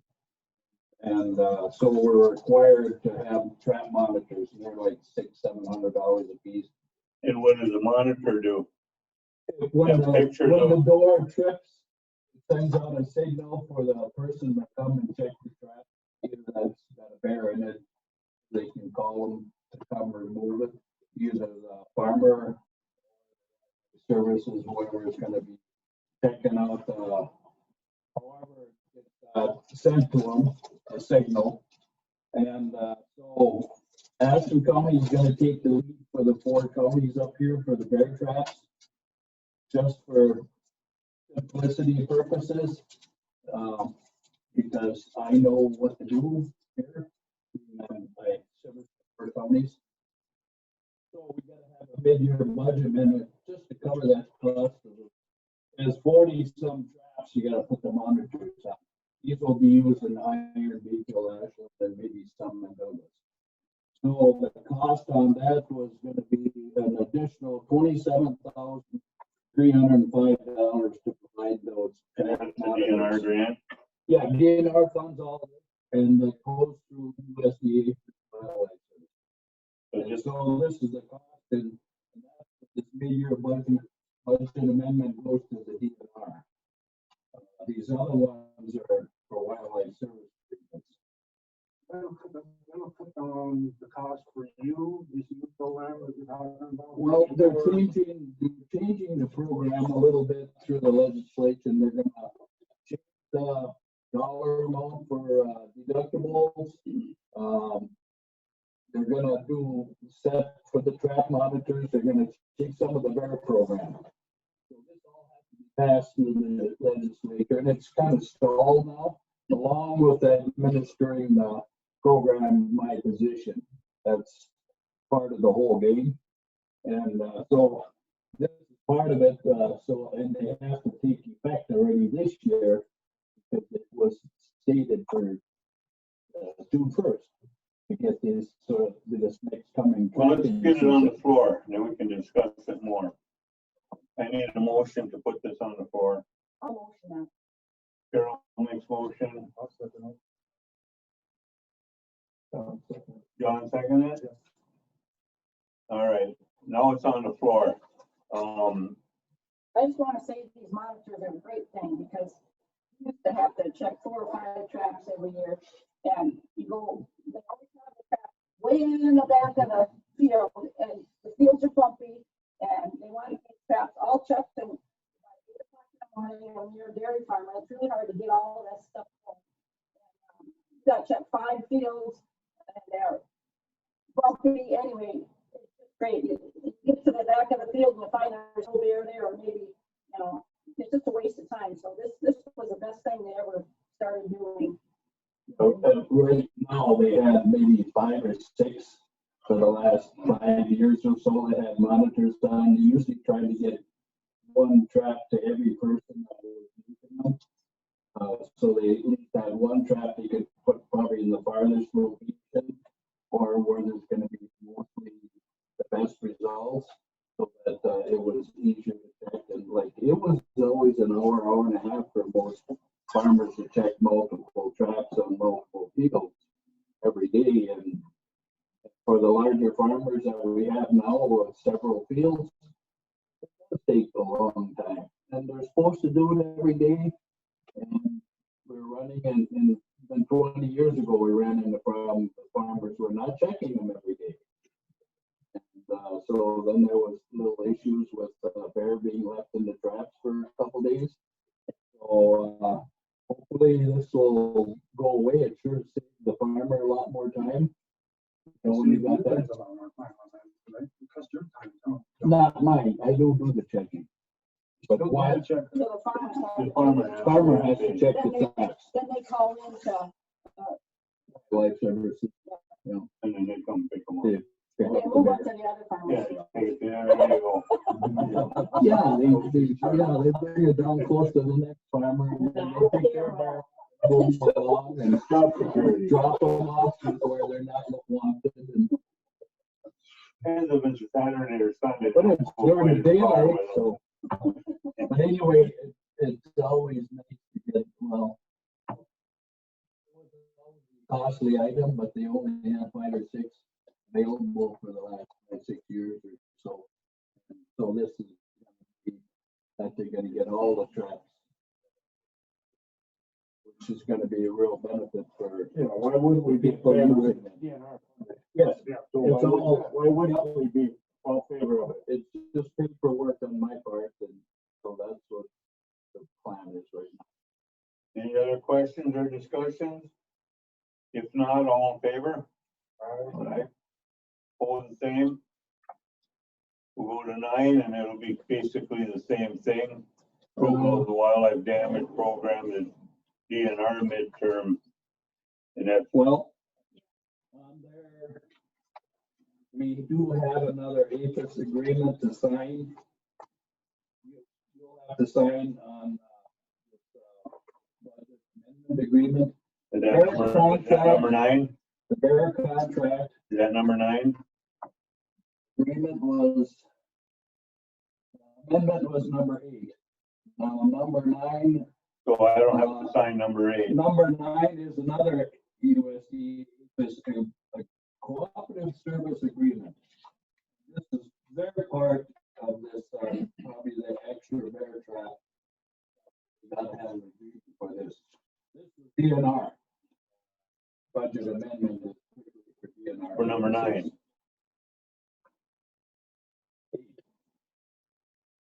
Number 9 will be the last one here. This is the general agreement. The U.S. Cooperative Service Agreement, they call it. The 4-page, and this is all the wives away for workforce and whatnot. And let's see if they got the, they don't have the dollar amounts on here. This is just the contract for this, all this new stuff when they have to change it over for this bear trapping and stuff. I need a motion.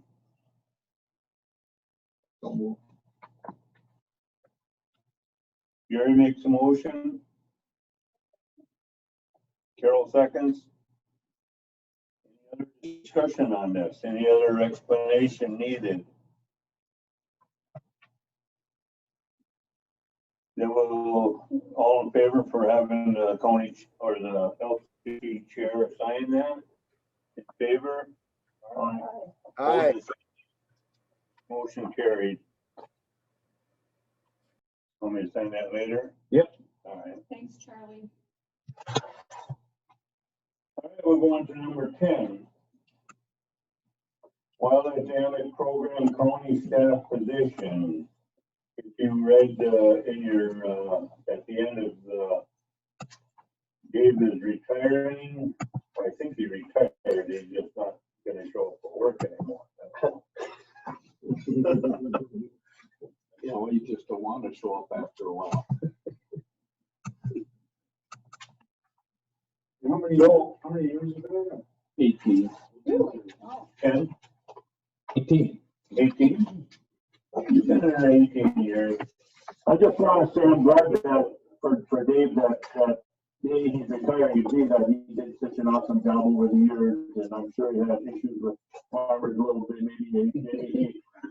Maybe at one point or two he might have forgot that he was a farmer. But anyway, he had to do what he had to stand for, and he did a good job. And I, as part of the committee, I thank Dave for services. I think he worked very good in the office. I never heard anybody complain about him or anything. Everything was all positive. And anytime I called that question, if he answered the phone, which was normal, and he always was professional and really did.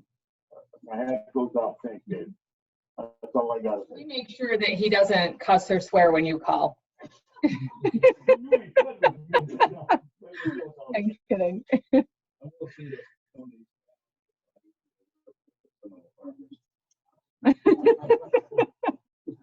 And we have some of the farmers in every one of the counties. Well, I was gonna say pain in the ass, but I'll just say pain in everybody's posterior for everything, you know, the same people are a pain, no matter if you're in the government position or, yeah. You know, We'll make sure not to name everybody's got them, you know, all the neighborhoods got them, but I got along with them. Being a farmer, I could relate to these farmers, which probably was the most important part, that I could get along with them because I knew all about the farming, and other ones were quite intimidated, the previous personnel. And that didn't bother me none, you know. I knew what to expect from certain people. So I got along with them, and pretty soon, you know, after all those years of them giving me grief, they don't do that anymore. Well, another thing, Dave, we're gonna have to obviously pick somebody to hire, and will you be willing to help them learn about it? Will you be able to take? Well, I think we're jumping in there a little bit. That's part of So- the discussion for this year. So in your packet, you have an explanation of the Wildlife Damage Abatement Claims Program. It's a front and back sheet. It's about 3/4 of the way back on your packet, but it's titled Wildlife Damage Abatement and Claims Program, WDACP. And I asked the state coordinator to type up what the county's responsibility is and what the benefits to maintaining this as a county position would be, versus if we decide to turn it over to the wildlife services, what would those benefits be? And that's the bullet items on the bottom and the back. So what I want to do is just go through real quick what our requirements are and what the opportunities are for the county, and then you guys can discuss it. But basically, the county administration, it's up to the county to determine how they want to administer the program. The county can either choose to do it as we have done with a county staff position, or it can be administered by the state. Well, it's actually through APHIS, through Wildlife Services. So the state statute provides that the county can administer the program, or it can be administered through Wildlife Services. And then the middle paragraph here where it says currently 70 of the 72 counties, 70 of our counties in Wisconsin participate in the program. 53 of the counties in the state actually have Wildlife Services entity administer the program for them. There's only 17 counties in the state that actually have a county employee like we do. So basically, what we can do is either the county can administer these on the farm services, that would be meeting with the producers, recommending and supplying damage tools and materials, and conducting crop appraisals. That's what Dave has been doing with us. Or we can have Wildlife Services conduct those opportunities on behalf of the county. So the benefit under the bullet items on the bottom of the page, the benefits of maintaining a county staff position, we would be able to support a county staff in Ashland County. So we would have a county position go out and meet with the farmers, just like we've been doing for the last 18 years that Dave's been managing this. And it would be a local person in our community that would be implementing this work. In addition, we receive $3,200 a year from the state to help assist with our rent. And Dave utilizes one of our county vehicles, so he pays a rental fee for that, which generates $4,500 a year in rental. So as far as actual revenue, we get about $7,700 of having this person in-house to help us with maintenance and rental fees for our department. Now, the benefits of contracting with Wildlife Services. This would be a greater benefit to the landowner because the landowner would call Wildlife Services if they have damage, or if they have to get bear trapping set up, or if they have wolf predation on their land. Right now, if any of those factors happens, they call Dave. And if they need to implement a bear trapping, then Dave would call APHIS to come to their farm, versus the landowner would just call one place to have those implemented.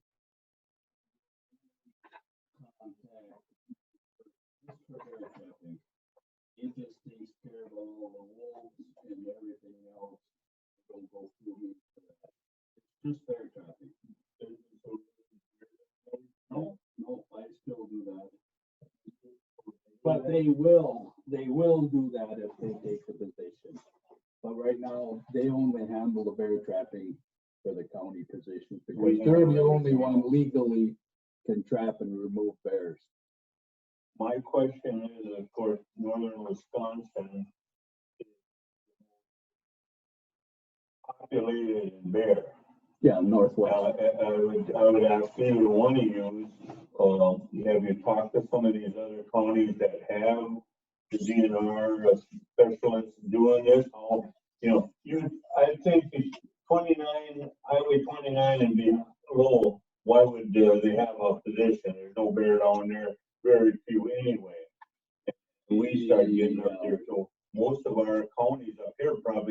somebody on board, right? I have not, to answer your question, I have not called the other 53 counties that use wildlife services. I have called the other counties or investigated whether they are in support of losing a position. There was a state bill proposed to end the wildlife damage program at the county level this year. We were told early on that that bill had a lot of support and was going to pass. Now that bill has received a lot of conflict from both sides, and now we've been told that it is likely that this bill will not pass this year. This bill was going to end the wildlife damage program at the county level at the end of 2021, and automatically all 17 counties that have it local would have had to turn it over to Wildlife Services. That bill has been stalled and it has not been voted on. It has not received any approvals from either Assembly or Senate. And we've been told from the state, I've been told that it is very likely it will not pass. So now when Dave retires, we do have to make a decision because this program is not automatically going to go to Wildlife Services.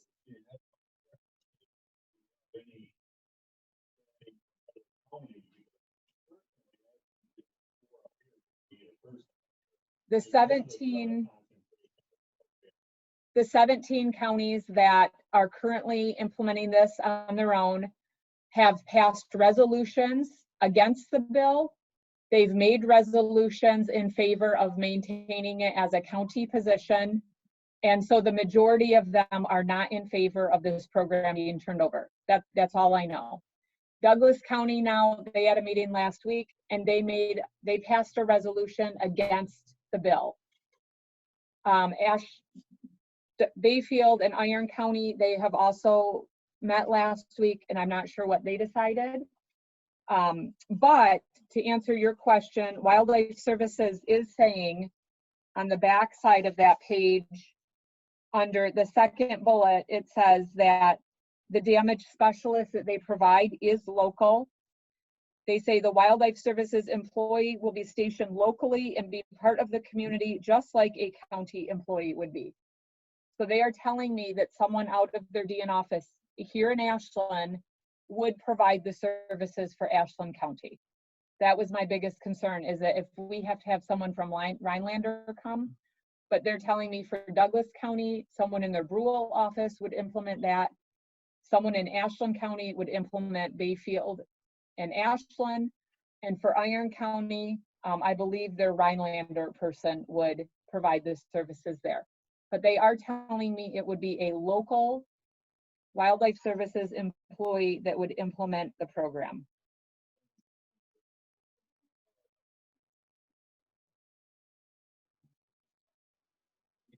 Wildlife Service trapper operates out of the Ashland DNR office right now during the summer months.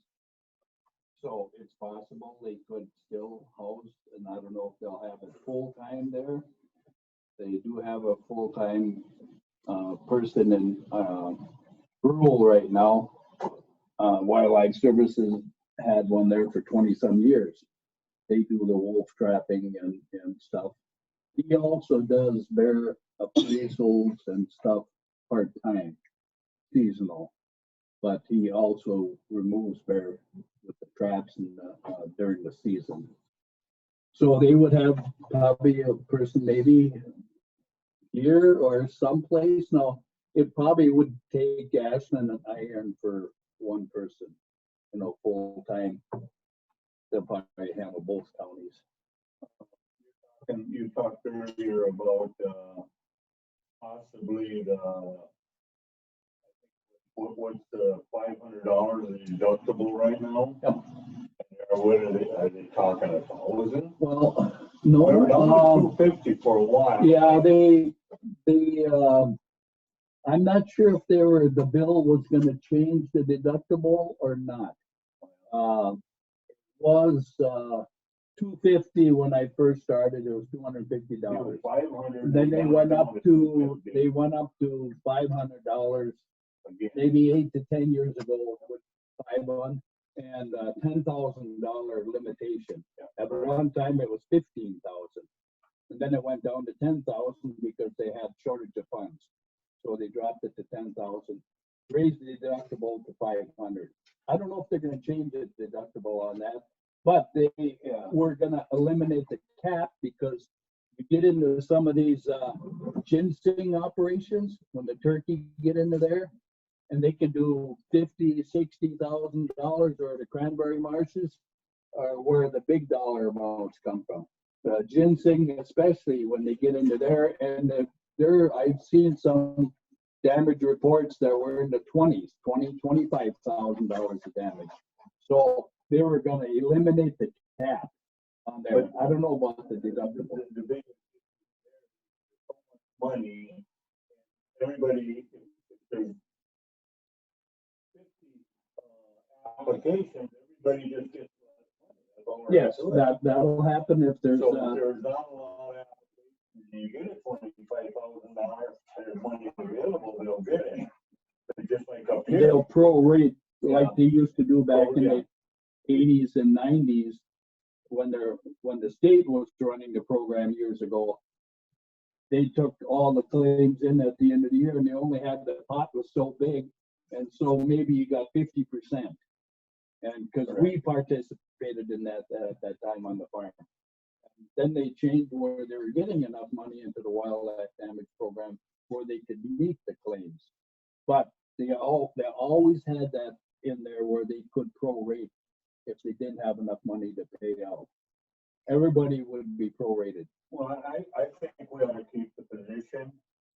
I've been here since the beginning of it, and what Dave said a little earlier, the person has to know the farmers. We struggled the first half a dozen years with our personnel. They did not get along with the farmers. It went by basically what the books, the print is there, and that's what we're going to do. You know, and that's not always the way you handle people. You know, we had one farmer tell them, "Don't ever send that person to my place again." You know, and so we lost a lot of credibility in the 90s and even in the early 2000s. And then all of a sudden we got personnel that this whole department is in, just got good personnel. And you can see when you got good personnel, I mean, you know, Jerry knows as well as I, you take like the Reamers and that, they're using this program, and you'd have never seen them use this program 20 years ago. I mean, you know, the Andersons, you know, I think it's fantastic what the department has done over the last 15, 20 years. Thanks to the whole staff.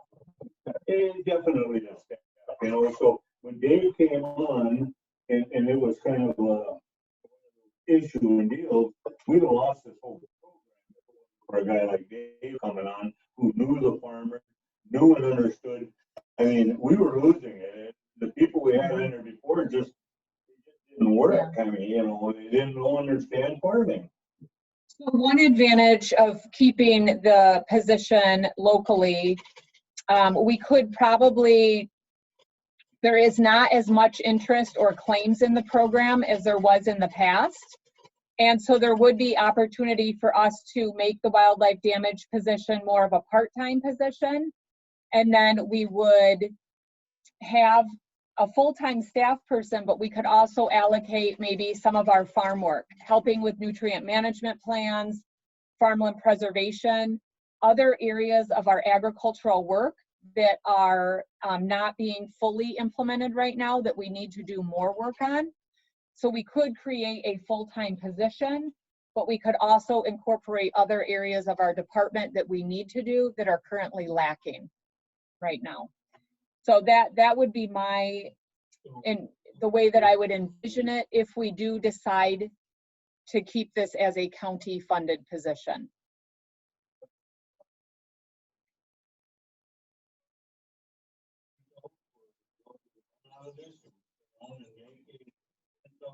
A job description? Yes, I don't have that today because the first thing you're charged with is determining if you want to maintain this as a county position or have APHIS implement it through Wildlife Services. That's your decision for today.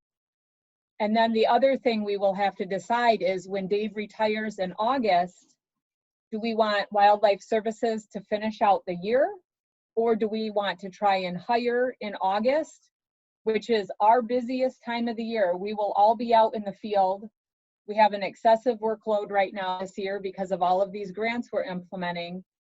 And it would be very difficult for us to try to either implement all of the claims this fall and all of the paperwork.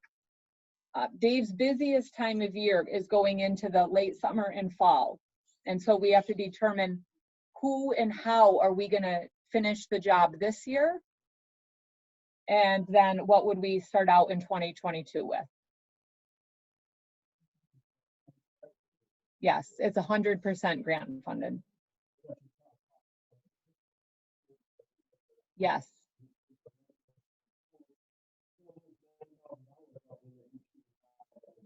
Correct.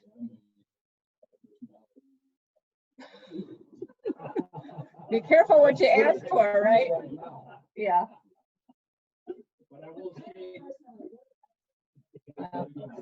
You can ask me when we're not being recorded. No, I'm kidding. On this position description, the pluses and the minuses, a lot of that was taken out of the manual from 1996. Now they mentioned about one-stop shopping, and it did mention, oh, you got to contact me, and then I contact Wildlife Services. Well, that went out the door 20 years ago. I still got to contact Wildlife Services, but I tell the people you have to contact Wildlife Services because they have to take down your name, your telephone number, contact, and so they can send a bear trapper to contact the farmer. Because they have to set up a date and meet them, where to drop the traps and everything else. And then they have to sign a wildlife damage program enrollment with the county personnel, which I take over after they drop the traps down. They have to sign a release and stating that they will check the trap and they will contact or enroll in the program because we do the cost sharing, no charge to the farmer. So they say, well, you eliminate contacting me and I contact Wildlife Services. Well, that ain't true. I will contact them for them, but they contact me. I say, you have to contact Wildlife Services yourself because they have to take your name down, your contact number, and then they contact their bear trapper to set up a time and schedule. So, and we've always worked together on that for all the time I've been. So if they're saying you're going to eliminate a step, because at one time they said I'm supposed to go out and check the fields that there is bear damage. Well, we eliminated that right away because the farmer already is contacting, saying he's got bear damage because he saw it. Then Wildlife Services has to come to the field. They have to verify ongoing damage and they have to locate traps within a certain number of feet of damage. And so I take their word that is, they can do all this looking and placement of the traps. And I take that word as verified damage because they can verify it along with I can. But they have to verify the damage in order to drop the trap. So we do not lose time or anything on it. I see others that through the years have really benefited the counties up here. Needs to approve a fence, Yep. You know, and that kind of thing. And they will do the same. Well, there again. Because they're doing it right now. 15 years ago, we went with unified building code. And there's district people that do it, and a lot of them never show up. And you know, and I've seen that happen too. I would think because you're on the ground all the time, I know the benefits, and we're definitely in a driver's seat. Yeah. You know, I hate to go that way and people say, well, you know, we got beat up and we got nobody here to help us with the Yeah. fencing and that. We got somebody, we got somebody there. And Yes, there's a lot of I- that kind of stuff that we, more and more fruit trees and you're gonna have more and more damage that way. And like you said, after 3 years of staying alone, they're gonna build a fence, and we're gonna see more and more of that. That's why we got Jason's fish spot. We're gonna go with an egg agent, but the fruit growers up there really wanted a farm person for their berries and they had to get them up there. So I really think we need to keep that position some form of that. So you had asked, what my recommendation was, and I've always been an advocate for local implementation.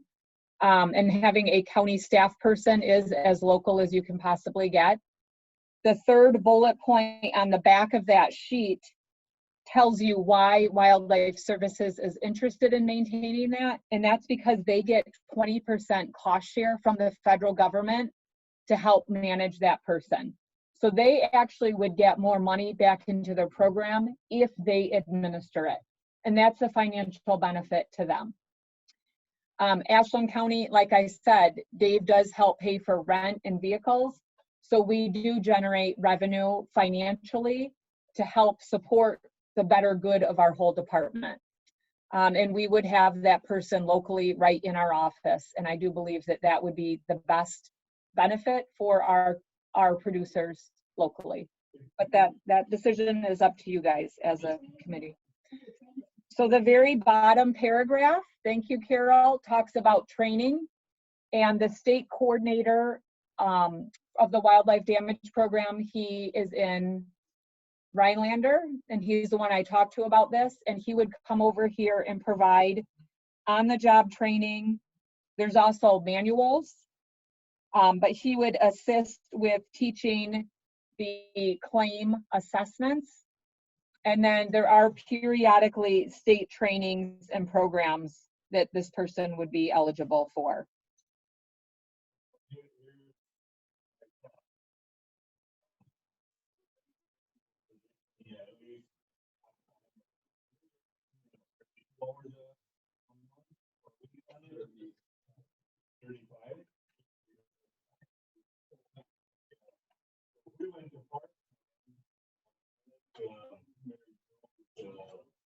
On farmland preservation and nutrient management person. We do not have that in-house right now. We could really use that. Something I seen in the news here a couple of weeks ago that DNR is soliciting legislature for more power and more say on manure management. Now, we don't have that issue up here yet. When you got a farm with 800 cows, Kenny and I were coming across 29 from Oshkosh here about 6-7 years ago from the annual convention here. There was 7,000 cows. You want to see a pile of hay 100 feet high and 5 acres? I mean, he was hauling manure with semi. We counted at least 15. They were hauling out 30, 40, 50 miles. With this, so I think we're not targeted so much because we don't have a big farm.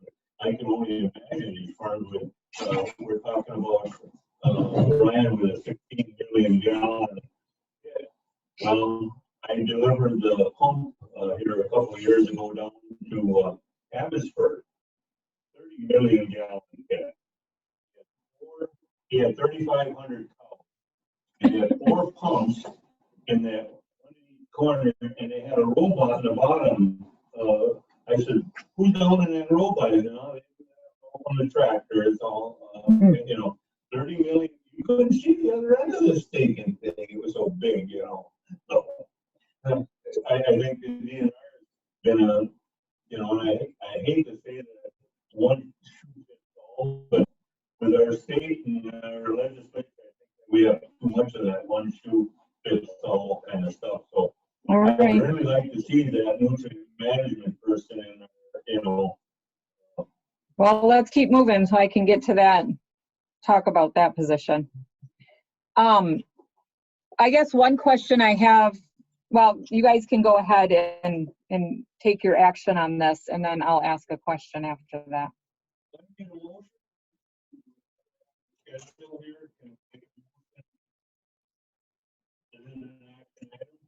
Yes, you are either going to make a motion.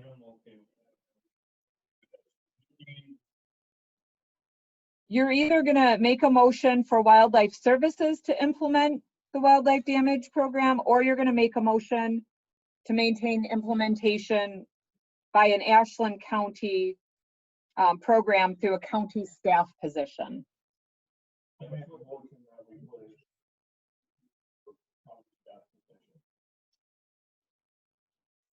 Jerry makes motion to leave our wildlife program county position.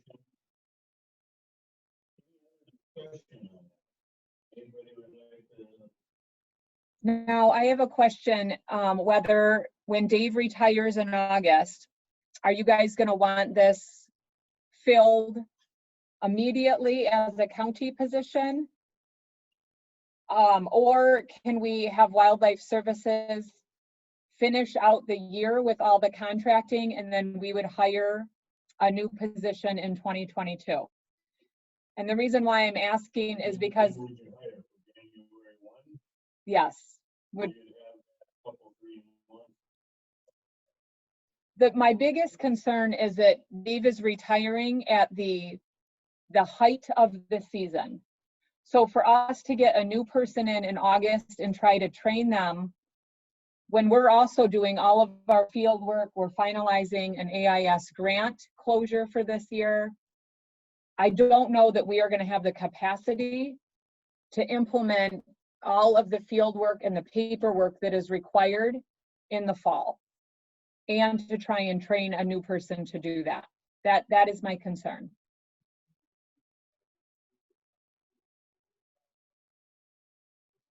What's that?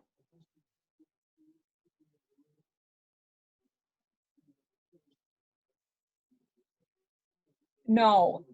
If we had Wildlife Services, the APHIS, administer it the rest of this year, and then we would hire the county person in 2022. That would be one option. Or when Dave retires, we fill the position right away this fall. But my concern is trying to train a new person in August.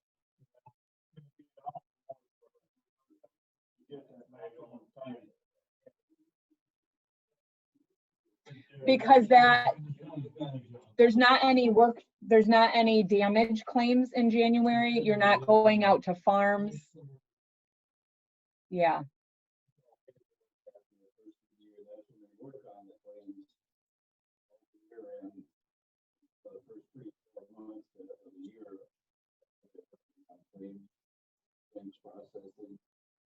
Budgeting, closing out the previous year, all the pay, and then this is for 4 counties, so that's what it consumes the first 3 to 4 months, and we got audit right around in there too. So that's pretty much what the first 4 months of the year is for my position. But I cannot work on the claims till after the end of the year, because then we have to set prices at the county level, figure out all the year's claims. So you can't work on them till after the end of the year. Well, you're talking the end of August, or you got a certain date? No, I was thinking the first or second week of August. First or second week, that's 5 months before the end of the year. Bear trapping starts in August. Yeah, I understand that, but people call in, so that would not. Yeah, but they have to roll into the program. The bear trapping starts in August. They usually get the first calls second week of August.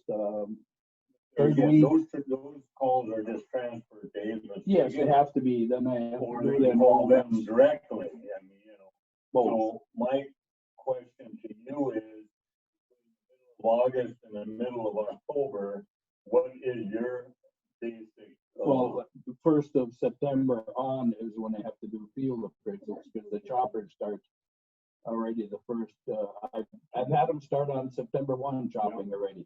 And Kriskovich and I don't know, Morgan starts a little bit later. That's checking them and checking. Field damage. appraisals, Anybody- yeah, yeah. Anybody that qualifies for that position is able to do that. I have to do it, yeah. My question to you, if they run into a snag and call you, would you give them some advice? Something, understanding of the program. Anyway. I know nothing about this program. No, honestly, it's a protocol.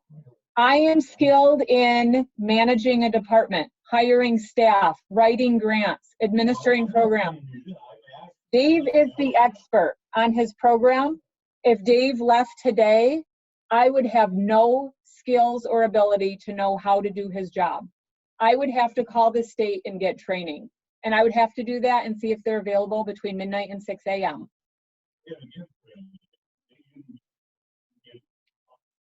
Yes.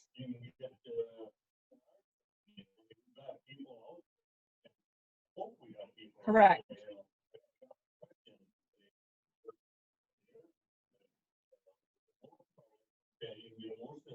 Programs on the internet. All of what you do, what you're expected to do, and what you're qualified to do, I'm sure is on the internet somewhere. Yeah, and so are all my records pretty much on the internet. Yeah. So I wouldn't have a problem getting somebody on board and Just gotta have know-how, but as soon as possible. as long as I'm capable, I can advise people even after I'm out of here. But And that was I've got a real bad hip. I might be laid up for a month or so if I get surgery this summer. You know, so I might not be available even to come into the office. You want to use the phone? Yeah, but Okay. you gotta have internet connection for all this stuff that we've got. Yeah. And that's not an issue. If I'm capable, I can come in every now and then to oversee that. I would like to see us get, description going, and I'd like to see it out there. I mean, I know Dave good enough, and I know Dave ain't gonna up on somebody. He's gonna want it to go, this has been a position. He's done a fantastic job, 18 years of his life. I mean, we appreciate that, and I think he would appreciate it enough to help if somebody needed. Well, even this position, my administrative position with the DNR for reimbursements is usually 3 months after the fact. And getting reimbursements from the other county for the position and everything, we're talking end of the period would be June, the second quarter. And it would probably be in August before most of that paperwork and for the reimbursements is done. So it's always a couple months behind. So I just can't quit in one day without overseeing the next 2-3 months just to administer the program. Which is no problem. I can come in every now and then. My bigger question right now would be to Mary Jo, have you talked or will you talk to the other big conservationists now? That because 7 years ago, Bayfield County wanted to break away and have their own person. I wasn't here 6 years Okay, ago, you weren't but here then. About 6-7 years ago. They wanted to hold the position there because that space, See, we gave a lot of space available and they're reconverted office building there below the sheriff's department. I have, The reason they were looking for the position there was to house them to get the cost share for the. So bring it away in 3 counties. Bayfield County is not interested in administering this. I talked to all the county conservationists. Ben is willing to, do you know what they voted at their meeting? Okay. They didn't call me up on that. He's willing to support the 4 counties, but they're not interested.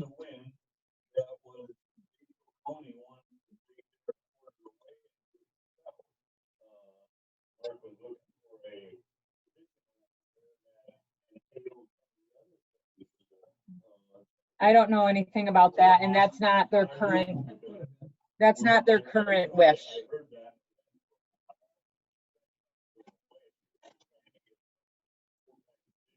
It was when they were just moving out of our offices, when we broke up, that they wanted to house it there because then they would have got the rental cost and the vehicle money into their county copper funds. That was the only reason at that time. Yeah, okay, well, Whose job is it to post this and get this, job description? Can you do this, and if we don't find someone by the end of August, then go with it? Ashland County's been the lead county for this position. That's gonna fall on me. Okay. I will have to hire, Anything you would have time to do right now, just to post it. you gotta make time, right? most of them. It's not easy, but I will figure it out. Yeah.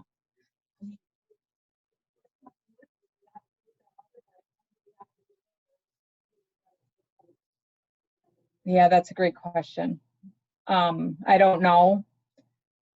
But we will post this right away. It takes a while to hire.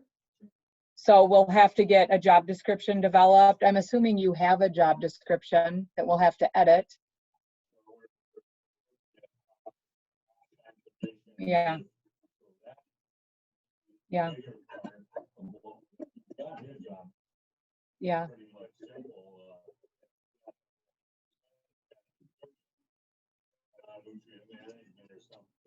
Yeah. Yeah. We might end up going to the end of the year because how many people are there have all these different qualifications? I don't know. All right.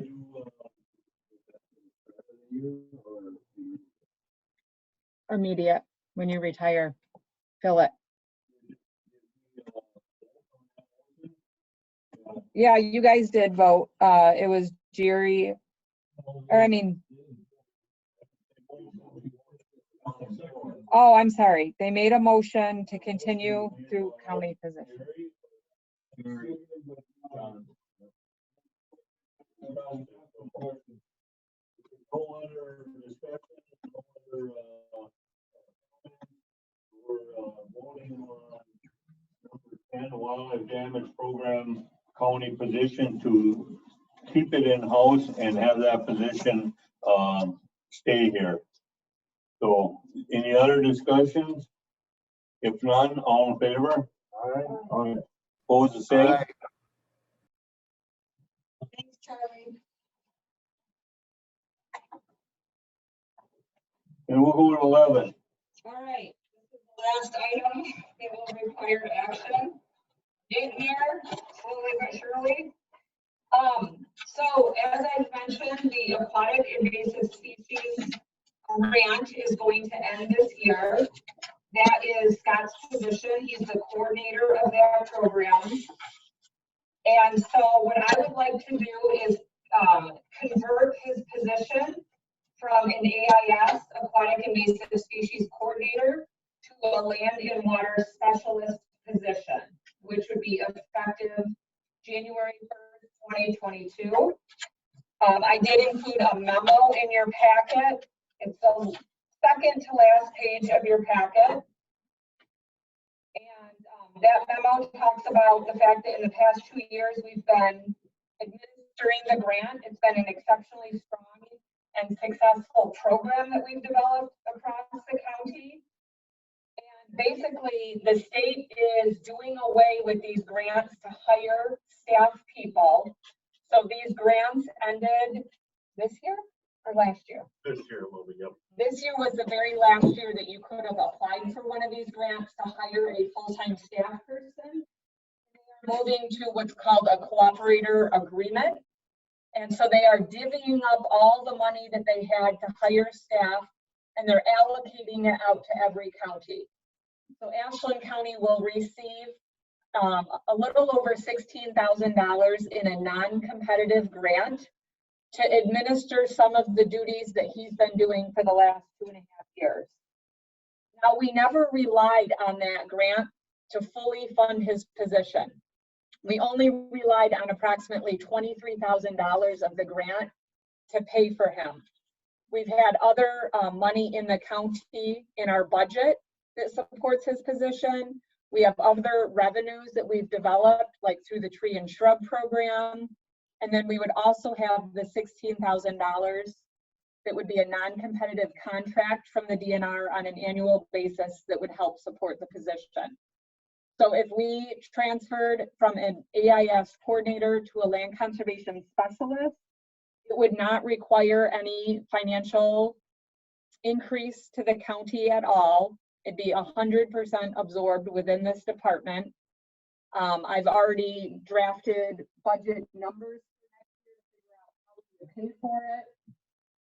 And based on what we have for current revenues, we would have to come up with approximately $10,000. And we do have a Great Lakes Restoration Grant, which we are currently signing an agreement with the Army Corps of Engineers for $120,000 for next year. And we are going to have to figure out how are we actually going to spend the revenue on that grant.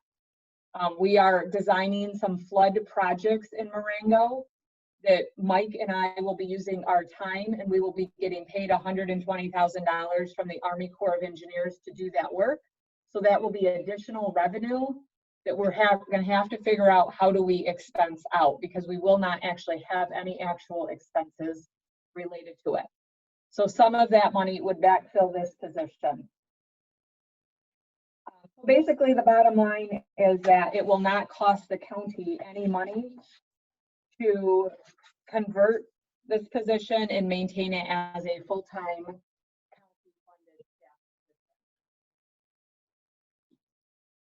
staff. I did include a job description there. That's the very last page of your packet. So some of those job duties would be current duties that Scott has already been implementing for the past few years. Those would be at the bottom of the first section, duties and responsibilities. Like he would be continuing all of our aquatic invasive species monitoring. He would hire interns every summer to work out at our boat landings. He would supervise those interns. He would continue on our purple loosestrife projects. He would provide outreach and education to lake groups, students, our citizens. In addition, he would also take on some new duties. So he would take over the management of our tree and shrub sale, which is what I currently do. He would implement all of our youth conservation programs. He would manage the poster and speaking contest. We currently are in the process of developing a water quality monitoring program in Ashland County. So I received a recent grant to do that. That would be stream testing in the Marengo River. He would help with the development and implementation of that program. We're also looking at starting a county-wide well water testing program to look at what the quality of our well water is across the county. He would begin work on that. So he would implement a lot of current duties that he's doing. We would take a couple of things away that we would not be required to do by the DNR, and we would implement some new programs.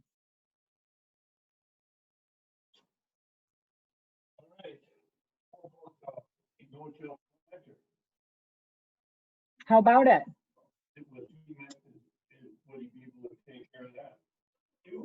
Well,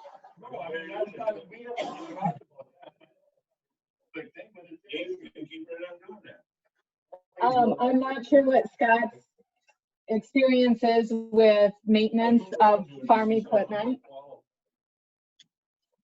Right now, none of the rest of us in our office know how to change the tubes or the tires or the joints or the fixtures or any of the maintenance that is done on that machine.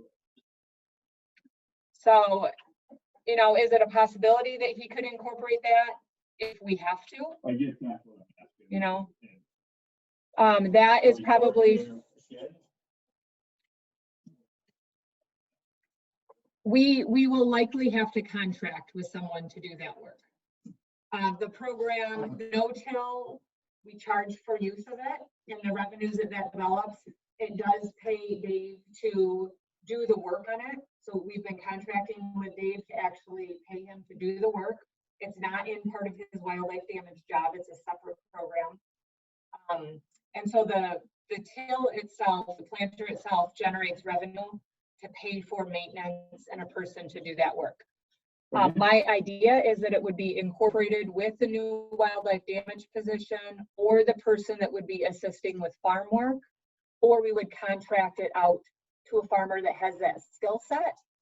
If Scott wishes to learn that, he would be more than willing or more than able to do it. But right now, no one else in our department has that skill set.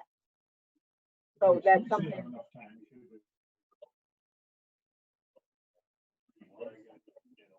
So to answer your question, I did not put the no-till job duties in the description because it wasn't a good fit for what his skills and expertise are. It's important. It's a piece of junk because it's not a piece of junk. All right, let's get this number 11 on the floor. I need a motion and a second. Gary makes a motion. John seconds it. Now it's on the floor. Any other comments? We heard Mary Jo's presentation on it. I think it's a fantastic idea to convert this over to a land and water specialist. I am thinking with the environmental and the federal right now, I think there's going to be money coming down the tubes, a lot of money for different things, and we can incorporate that. That's what I'm seeing. It hasn't happened yet. They're arguing over who knows what they're arguing over, but President Biden has said there's going to be a lot of money coming down for environmental restoration. So any other discussion on that? If not, all in favor in putting the ARS coordinator position conversion to a land and water specialist? All in favor? Aye. Opposed? That's the way we'll go. Thank you, Yep. everyone. Since it's a new position, it was a hiring freeze though. Nah, we're not hiring a new position. I agree with that, but it's a new position technically. Well, It's a new position, it's just a change in title. it's actually, if you look at it, it does have a lot of invasive species. You don't have to turn it down. I'm just asking. What do you think? What do you think? Is it gonna go to the county board or just the executive committee? So in the past, Dick and I have been approving them. If Dick and I can't approve them on a timely basis, if we can approve them on a timely basis, we do so. If not, they go to the executive committee. In my opinion, this is not a new position. It's basically revamping a position. Let's say you want to take my position and say, okay, I report to the board, but let's say we're gonna make Josh the finance director. Well, we're not gonna go to the county board to change his job description. We're gonna change his job description. So I don't think it affects the. Well, the only place that we used to do that, or we still kind of do, is if it goes to levy money. If you got to start using levy money for a position, then it's got to go to the executive committee basically, or just you and Dick were. So the executive committee basically, the hiring freeze, basically Correct, said yeah. Dick and I can make the decision, or we can take them to the executive committee. I think we should do it right now. And so Dick and I have basically approved positions as they come up. In fact, Dick and I were just talking to Terry about one today. And so far, this sounds like it ain't gonna cost the county much. Maybe some, maybe none. None, zero. Yeah, usually sooner or later. Any position that you have in the county, there, not only, even if it's grant funded, you do have a risk. But like Dave's position, you voted to have that be a county position. The question is, does this person have health insurance, single family? Do they not take health insurance? Do they injure themselves? Do there's worker comp claims? There are things that grants don't pay for. And this is the same thing. You hire a position, a person injures themselves, you could have $100,000 claim on it, but you can't, you just can't not hire people because there's a risk. That's why we have insurance.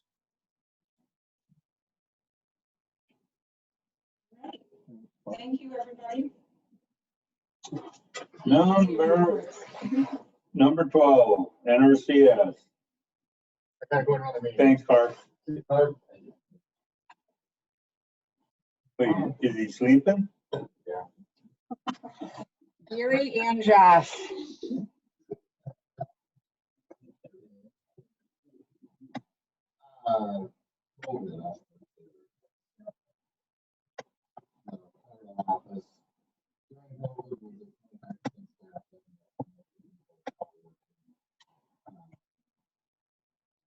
Paul retired in August. So that was an issue. So I've been- Well, you gotta take this. Yeah, he's getting it.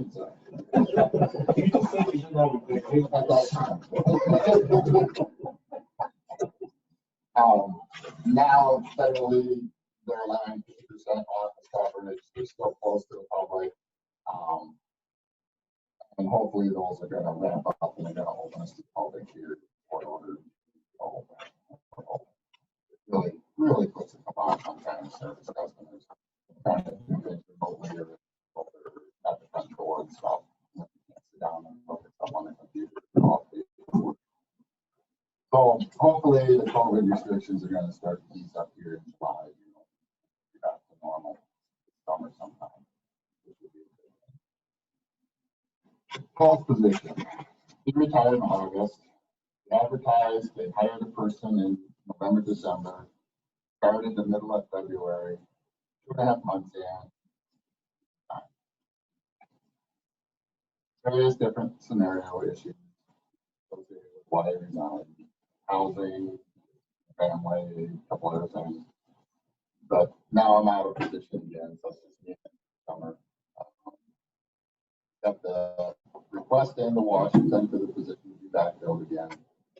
Don't know when that's gonna get acted on. Once it's acted on, then I'll post it for advertisement and go from there. You know of anybody local, anybody, at Northland College or anything, it's gonna take somebody local for this position. Housing is a big problem. The people come up here with different ideas of what they're gonna get for housing and get their hearts broken or their bubble burst for housing issues. It's gonna be cheap and a lot of land, and it's not. It's an eye opener for them. So we're really trying to see if there's any way to find somebody that's more localized, the entry level type position, to train.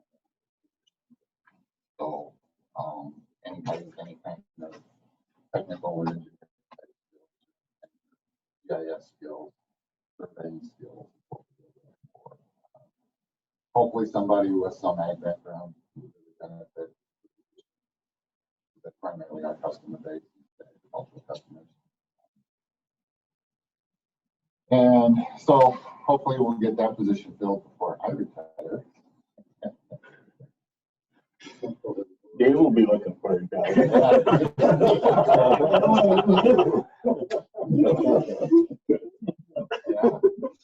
He'll get so bored after a month, he'll be looking for it, don't worry. I'm having to run the numbers. I'm looking possibly. So, that's my goal. But I am looking to come back and be a specialist and do grading plans for the and possibly do that on a part-time basis for 2 years.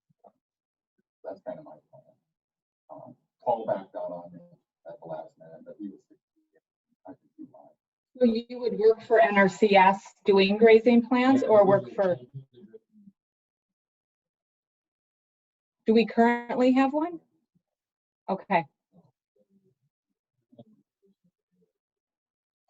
So is it, and they would reinstate it then?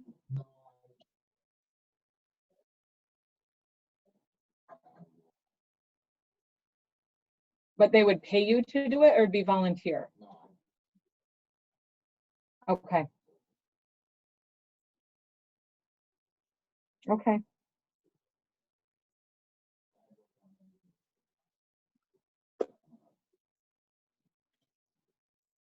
Mm-hmm.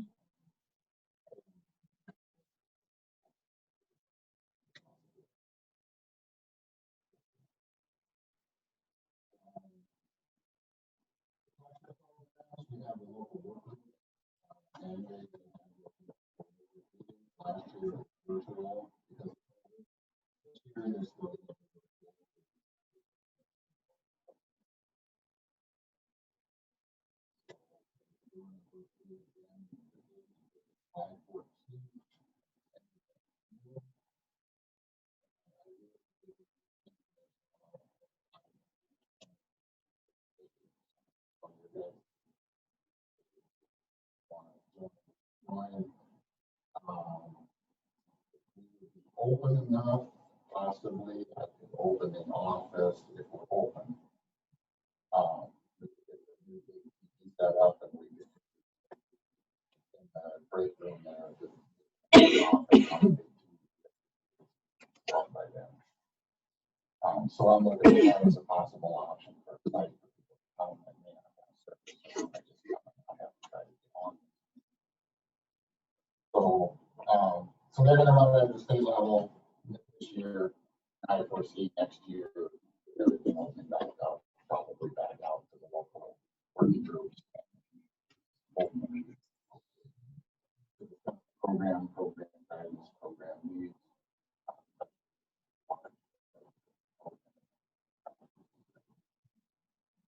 So I think that will be the way that's going to go. And then we just closed out the 2021 sign up number 2. So we'll be ranking and scoring all of those here to spend off the rest of the 2021 funds that we have slippage that they haven't allocated from the first go around before the middle of July. Is that for equip? Yeah, that's equip. So right now, if anybody comes in where their application would slide into the 2022 request. 2022. CSP continues to be an opportunity for programming, but there again, that's the higher level management. So you have to be doing conservation, you have to be willing to implement something at a higher level of conservation in order to get that program over 5 years.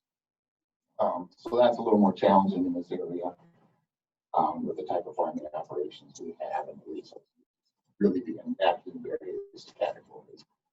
It's a little easier down south with that on beans, rougher on land, they have more issues. Step up meet the additional benefits for conservation. So that's where we're at. And then I hate to bring it up, but there is one other thing we've done with the programs. It kind of blended environmental quality incentive program and CSP. It's called a conservation incentive contract. They blended the two, where CSP, you have to put in the entire operation, everything you operate. Equip is just equip, with no incentive payments, just cost share. They blended the two, but it's going to be for soil health. So they're looking at cover crops, no-till, nutrient management are the key things they're looking at in that soil health quality. Don't have a whole lot of options in that up here. Challenging for me to find anybody that had a contact. But it is an opportunity. Under this blended system, they can do single track, single practice elements and not have to put in the entire farm. But then it does just, all it does is it just makes your payment smaller. So instead of having a full farm payment, you're going to have just a farm tractor, a farm for the system that you do. So as I talk to people and those come in and we discuss some programs.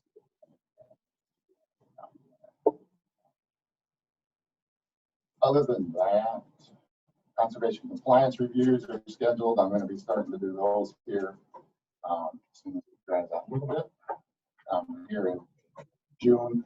So I'll be out on the people that were selected for that. Don't foresee too many issues. That's to meet the program Farm Bill regulations for compliance for sod buster and swamp buster and controlling soil erosion and not breaking out any wetlands into agricultural production. So I'll be doing those. And then, yeah, just our typical construction. I'm getting help from the Spooner office and the Barron office. The technician out of Spooner and the technician in the Barron office are coming up and helping me with technical needs during Paul's absence. Dave Jorgensen and Betty Hart, very nice individuals. So whenever they come up, I typically go out with them. So the customers know why they're out there. So, it doesn't surprise anybody to find someone different on the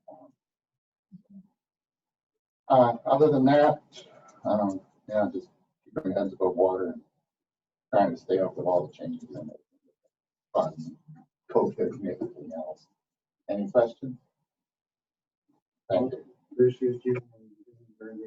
Thank you. Yeah, I'll have about 22 years up here with you folks. I'll have about 38 years of conservation. So, look at count. And soil and water conservation in Illinois, NRCS in Illinois. I've been doing it about 30 years now. Are you getting the hang of it? No, I don't think so. You know, I'm starting to get hungry now because I'm close to the end. Yeah. You know how to change it. Any questions of Gary? Here we go. I enjoy it. If none, Hold on, I actually have something today. I don't know. You kind of rushed out of here. It's only been 3 hours. I know. Some people gotta go to work, you know. I was going to meet on Tuesday on the dinner. I put in the request.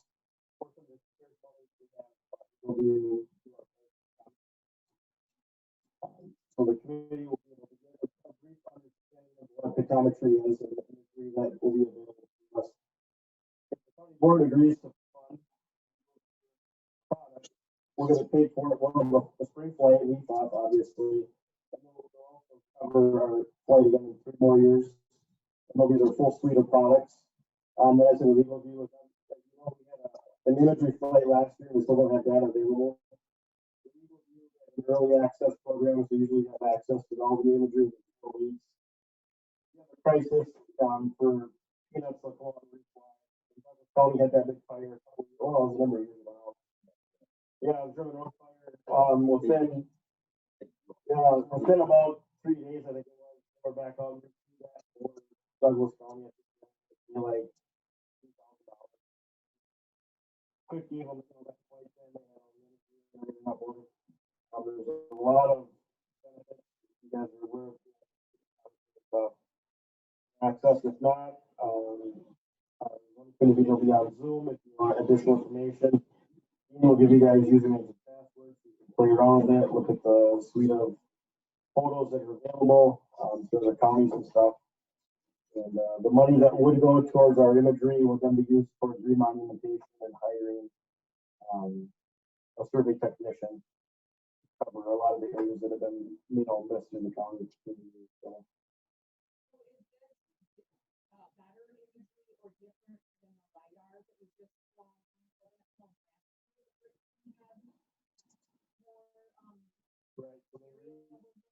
We had our imagery suite last year, I believe included some LiDAR. The nice thing with pictometry, if this is your landscape, they'll plane the flat east, they take pictures, west, north, and south.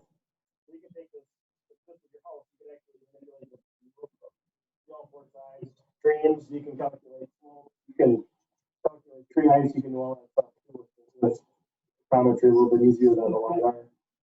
And then to be able to manipulate your views makes it a lot more user friendly. You literally can measure, say it's full April 1st, you can actually measure your bank height. The imagery is so accurate. So if you have erosion issues and stuff, so yeah. So anyway, that's the big push will be to see if that will get funded. It's about $185,000, and that our first flight would be that bring in all the data, build out that has to go with that, and then the future flight would be cheaper, which would also be covered. So all of it would be covered by the year. Right, they would cover the first step, in the spring, and then our 3-year flight. And then also basically $3 for that, and also eligible for that. So, nice to have really nice data for change. Yeah. So then would that data be housed with the county, or where would that data be? Through, well, we would house it, so like Douglas County, for example, and Superior, they still use WGX as a part of the public for general purposes, but any advanced agencies, anybody that needs that Eagle View suite, they have full access to that. They house it in-house, and then there's also stuff that Eagle View will house as well, so you have that remote access. So would that be? That'd be up to Brittany. Douglas County's recommendation is $35 or $45 a year to WGX. They just house the program for what we do with that now. We would provide the orthos for them to keep that going. That way you don't have all the outs, necessarily get overloaded with. Update the WG. Every 5 years, it's up to the county when they want to pay for the flights. And 5 years for us, turns into 60 before you get the imagery. Somebody's kidding with these drones. $5 in. WROC is who doesn't, the organization that we fly through. Okay. We would not do that. We'd be able to get a group rate through Eagle View in the future. Any questions? Any more? No, I'm good, George. Just wanted to get that little plug in for our meetings and stuff. Anything else from WCD staff? Everybody got a pretty good report. Anybody got anything else? Mike, Scott? I don't like to talk much, so. Just don't tell us you're retiring. Yeah. I won't go too much in depth there, like I've done terrible at talking, but like I mentioned earlier, a lot of our education has really switched to more of a virtual format. So I'm on probably about maybe 8 to 10 planning committees for various events, from kids fishing day to weed champion events and all kinds of like virtual online invasive species and natural resources educational events. And then a couple other big things I'm working on are Ashland County AIS strategic plan. So I formed a committee for that. We have, I believe, about 10 people, 11 people, I think.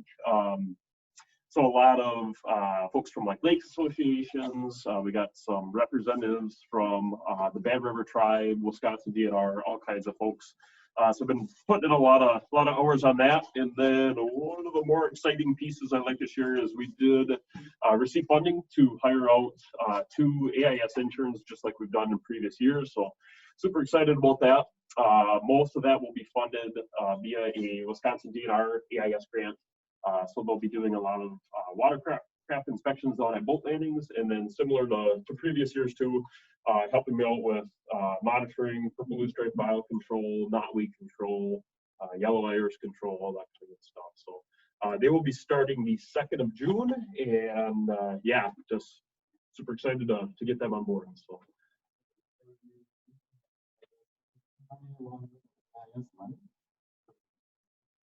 No, the AIS, the money for the internships is a separate grant that we apply for this year, and that will continue to do that. And then, yeah, we'll still do a lot of the aquatic duties, but it's not gonna be exclusive, just, his job is pretty much only focused on invasive work. And we're gonna be able to broaden that. Interns as well. Yeah. Money cannot apply. No. We'll still be able to apply. It's a separate pot of money, and we have a real good working relationship with those folks. And yeah, I don't see any reason that we wouldn't have funding for those guys in the future. So. And that's pretty much non-competitive. So we fill out a one-page form, send it in, and we're pretty much here. Okay. Anything else? Nope, that's the big stuff at least. Thank you. Anybody Dave, else? did you have anything? And for me, I highlighted some of the things on my report that are most important. Lots and lots of grants right now, told you, we're bringing in a lot of different revenue sources, so that has created all sorts of work duties. But Mike and I have been working on this big Marengo River flood demonstration project. And we're pretty close to having our site selected for that. So it looks like we'll be working in 3 different areas right around the River Road on 3 different properties. And that funding is $150,000. It was allocated from the Wisconsin legislature directly to Ashland County to develop a demonstration project to show how you can reduce flooding, to show how you can implement flood mitigation or reduce flooding impact.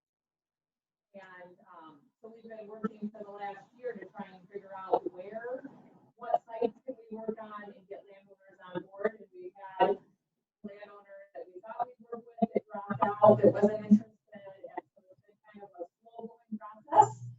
But Mike and our DACAP engineer, Stacy, have started doing some surveying. And so this year, this fall and winter, we will be actually designing that big project, and then construction would occur next summer.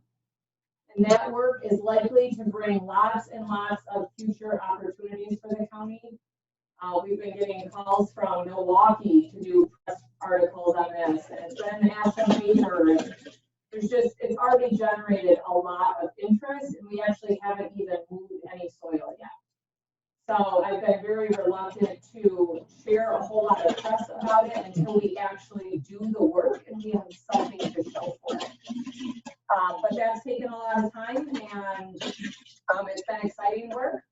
And then this afternoon, I will be submitting a new grant to the Federal National Association of Conservation Districts to hire an agriculture technician. So I was hoping that maybe Dave's position would go to Wildlife Services this fall while we worked on a new position, but if we get that grant, we'll look at incorporating the 2 positions. And so we would fund a full-time person. It would be a new position that would have to get approval by the county board. But we're requesting $106,000. And it would be an agriculture technician that would implement all of our nutrient management plans, conduct our nutrient management farm inspections, work on grazing plans, and our farmland preservation program across the 4 counties. So I would house them here, I would staff them, I would employ them, but they would also work in our 4-county region. The feds are really excited about it because most of our farms are in the Lake Superior Basin. It would be a collaborative effort across the 4 counties. They've never had a project request for that. I talked to Yuri about it. He's supportive of the program. And then our State Land Conservation Association will also recommend this for approval.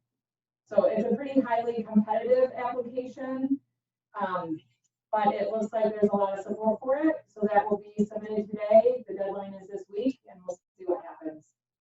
We should be notified in July if we get it, and then the funding will be available in September already. So we would immediately try to get a person on board, which if we combine it with wildlife damage might actually be a really good timing, because we would be hiring a damage person right around that time, and this new funding source would be available for a combined position. So we'll see what all happens with it. But that would be a huge, huge asset to our department. And then if we are successful getting that grant, those are, you can reapply every year, and they're almost always funded in subsequent years. The hardest part is getting it the first time around. Question, the office big on? Hopefully. Well, I don't know, you're the one. That Yeah. Okay. It's big enough. Now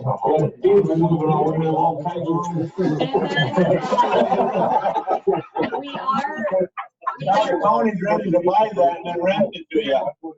We are bought everything else in the stinking town. Working with Northland College to develop a work study student position. So this would be a college student that would come into our office about 3 days a week. And it would be partially funded through our department and fostered through the college. And it would provide an opportunity for a natural resource student to learn how to develop natural resource training. So we are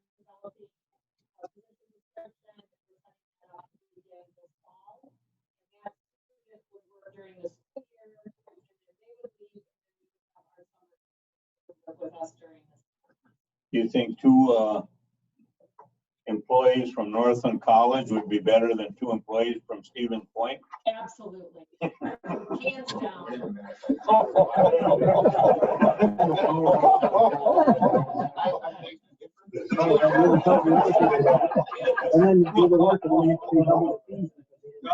Anything else, Mary Jo? Anybody else got any other business?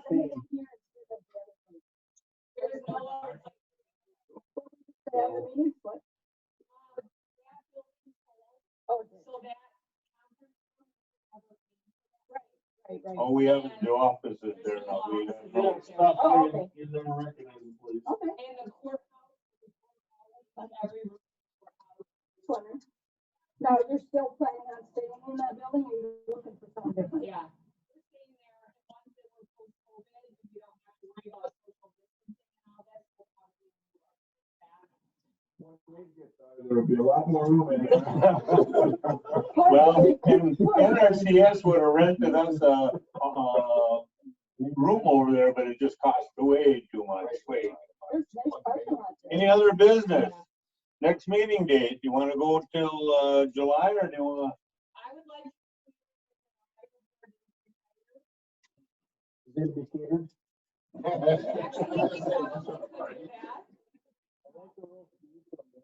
Actually, we probably could do that.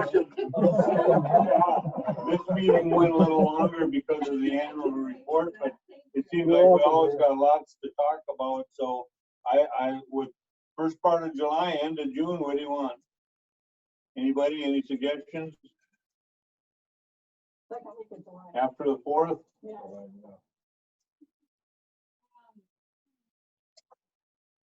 Do we have any committees that need? Is there a preferred day of the week? Do we have any? Sunday, that's the only day I got off. Tuesday, July 13th. And was that Friday? Tuesday, July 13th. That's all right with me. All right. Charlie, are you still on? He sounded asleep a long time ago. Okay, Tuesday, July 13th. When's our next county board meeting? Okay. I don't know, they're not all that interested. You haven't picked one yet, so it ain't gonna be the 8th of June? That would be the second. County board meeting coming up. It's June That would be 15th. 15th. June would have What to about be 8th. July, Lori? June 15th is the next board meeting. Nick would know that. July's not set. But isn't it always? Right. That would be July 15th. So we should not. I'll have it on the Wednesday. What's the difference? Matter to me, as long as I know 2 weeks in advance. How about July 20th? It's all right with me. What day of the week is that? Tuesday. Perfect. So for sure, the 13th, we're gonna have one, or we're not gonna have one the 8th of June then? No. So it'll be the 13th, because that'll be a week. Yeah, okay. Lori said the meeting scheduled for 15th, can't be, that's the Wednesday. That's a Tuesday. Thursday, that Tuesday, 15th? Yes. Well, good enough. All right. We need a- Meeting adjourned. Thank you, everyone.